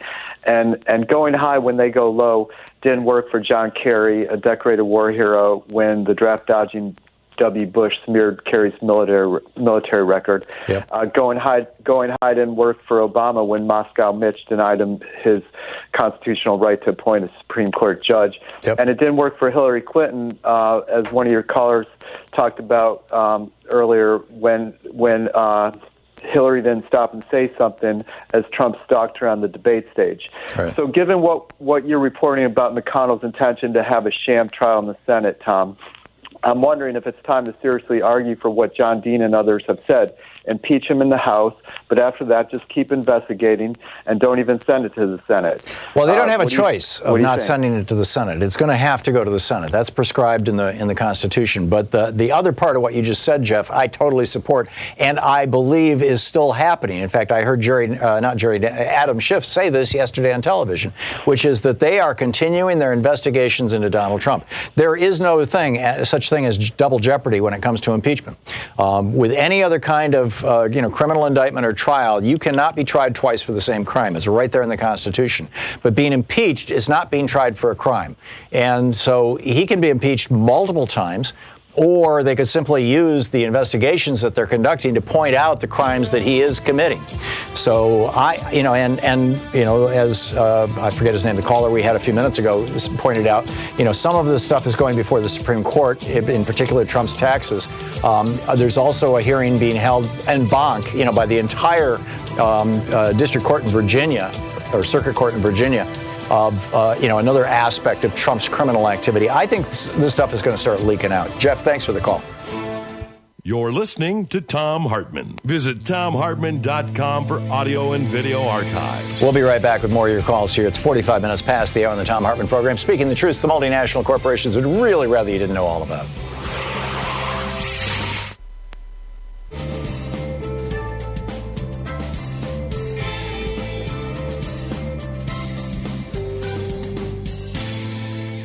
And welcome back. Linda in River Falls, Wisconsin. Hey, Linda, what's on your mind today? Oh, gosh, Tom, a lot. But let me just say that I think you made a particularly cogent point when you said that the Democrats should have been coached better for the hearings last night. I watched the hearings on C-SPAN, and I have to tell you that I felt that Democrats were dropping the ball because every time the Dems heard a lie, they would not call it out. And believe me, we are losing the battle in public opinion. After they had this, they had call-ins, as they do on C-SPAN. And I'm telling you, there were people, the Republicans, Democrats were defecting, independents were defecting and saying, well, I just don't think there should be an impeachment because obviously. And then they would parrot back all of these lies and misinformation. It's the Democrats' opportunity to lose, and they're losing it, Tom. And we speak truth to power, and the Democrats are not doing it, and we're going to lose, and I doubt that he's even going to be impeached. In the news today, there are already a bunch of Democrats who are waffling and who will not vote for impeachment, and it's over, Tom, because the Democrats have lost it again. They have to speak truth to the lies. And the people on C-SPAN did nothing but parrot all of the Fox News lies. Even, there was nothing found in the recent report about, obviously Trump was spied on, blah, blah, blah. And the Democrats need to address this. We're going to lose. Linda, I share your concern. And there's not really outside of Eric Swalwell and Pramila Jayapal, I have not seen a real. Well, there's a few people who have comported themselves well on the Judiciary Committee, but when this thing goes to the full House, I suspect that among the Democrats, and I have in my mind the names of a few of them. One of them is a regular on this show.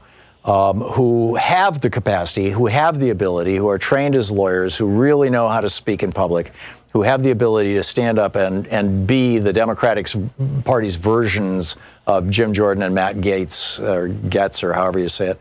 Getz. Yeah, Getz. Who will be out there really, really speaking truth to power.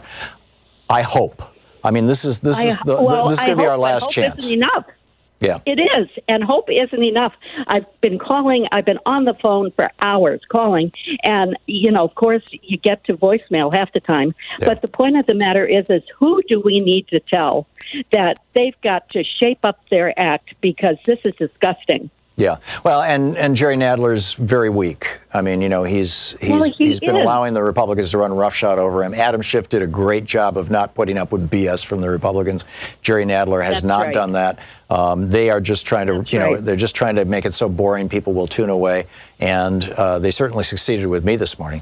I mean, every time Jim Jordan started going, actually it was, what's his name from Georgia, the guy sitting next to. Jim Jordan and Meadows. Yeah, Mark. I'm sorry, brain fart. But anyhow, the number two, the Republican on the committee who sits right, Doug Collins, from Georgia, who sits right next to. And every time he would offer a motion or whatever, Jerry would say, "Okay, we'll call the roll." Adam Schiff wouldn't have put up with that crap. No, and he's so, and I don't think Nancy Pelosi will either. Nancy Pelosi's going to have to pull the fat out of the fire. I share your concerns, Linda. Thank you very much for the call. We'll be back. It's coming up on 10 minutes before the hour.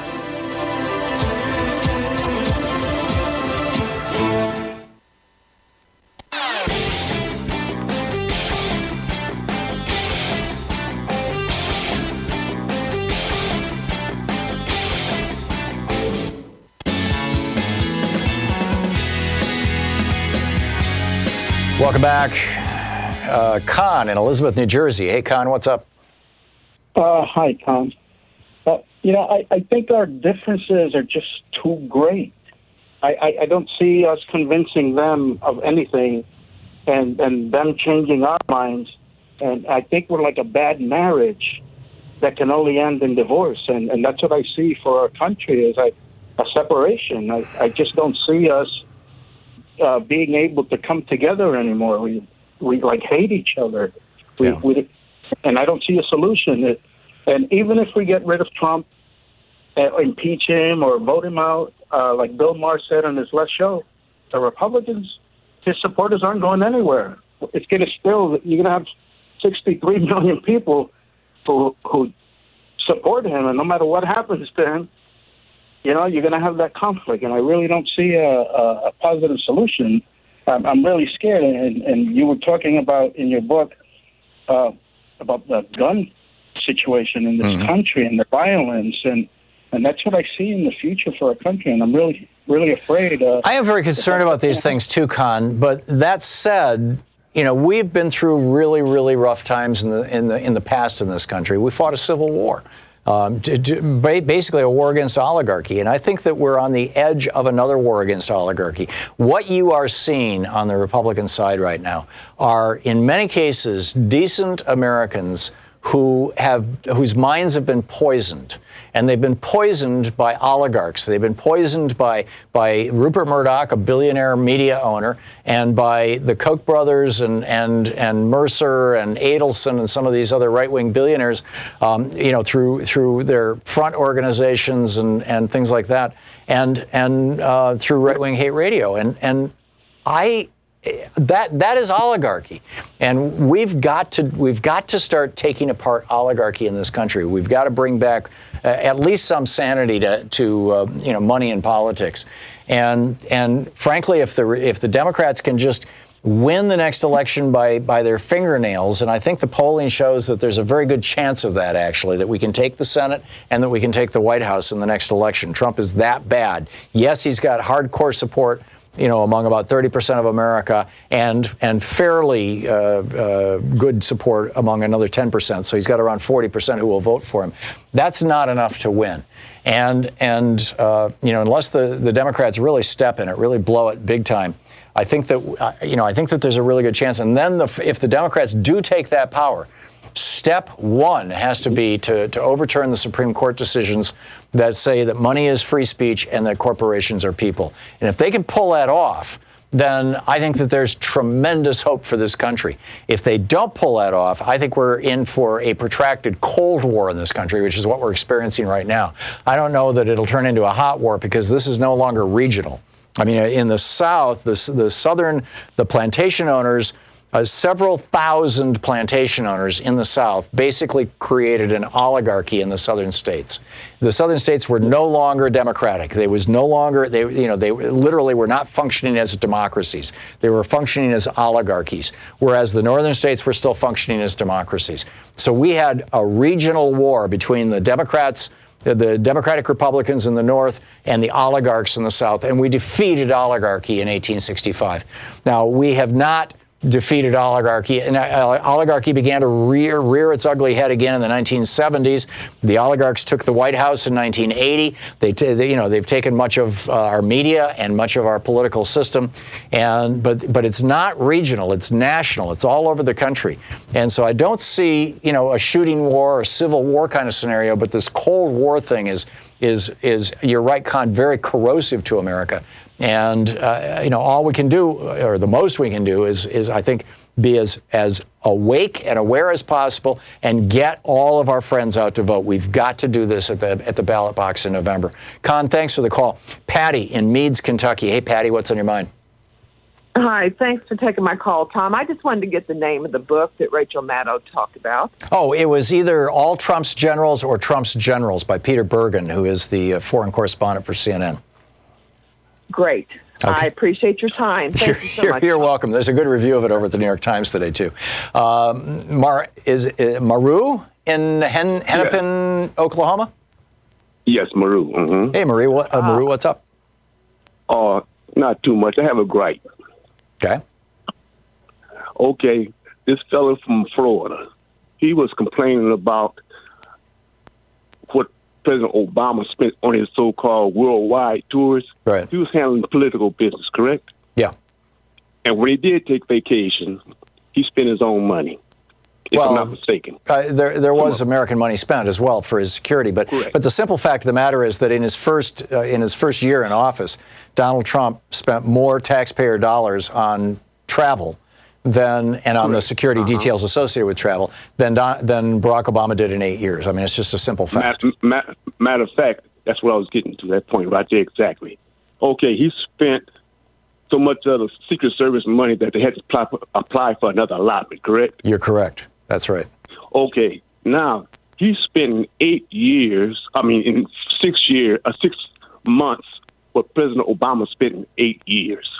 Yeah, I don't know that it was 6 months. It was less than a year, but you're right. Correct. Broadly speaking, yes. Correct. And they want to compare that to what President Obama does. Yeah, that's one of the old Fox News talking points is, oh my God, Obama's going to Hawaii. How much is it going to cost us? I mean, of course, he grew up in Hawaii. That I doubt Fox News is still using that as a talking point because it just wouldn't fly. I mean, Trump is going to Florida every weekend. And he's enriching himself with the taxpayers' money. Yes. And they have rebuilt and refurbished all of these Trump properties so that they can be hardened, so that the Secret Service can function. They've upgraded the communication systems. They've replaced all the telephone systems. They have spent millions of dollars. We have, you and I, Maru, our taxpayer dollars. Millions of them have gone to the Trump organization. And, that never happened with Obama, obviously. Maru, I got to run, but thanks for the call. Your point was very well made. It is, it's the end of the show. Thanks so much for being with us today. We'll be back tomorrow, same time, same place. In the meantime, tell your friends about progressive media. There's some great progressive media out there, not just this show. I've got a lot of great colleagues from SiriusXM across to Free Speech TV to great radio stations, WCPT, AM 910 in San Francisco, KTNF in Minneapolis. Tell your friends about how you're hearing this show and get out there, get active, tag You're It. We'll see you tomorrow. You've been listening to Thom Hartmann. For audio and video archives, visit thomhartmann.com.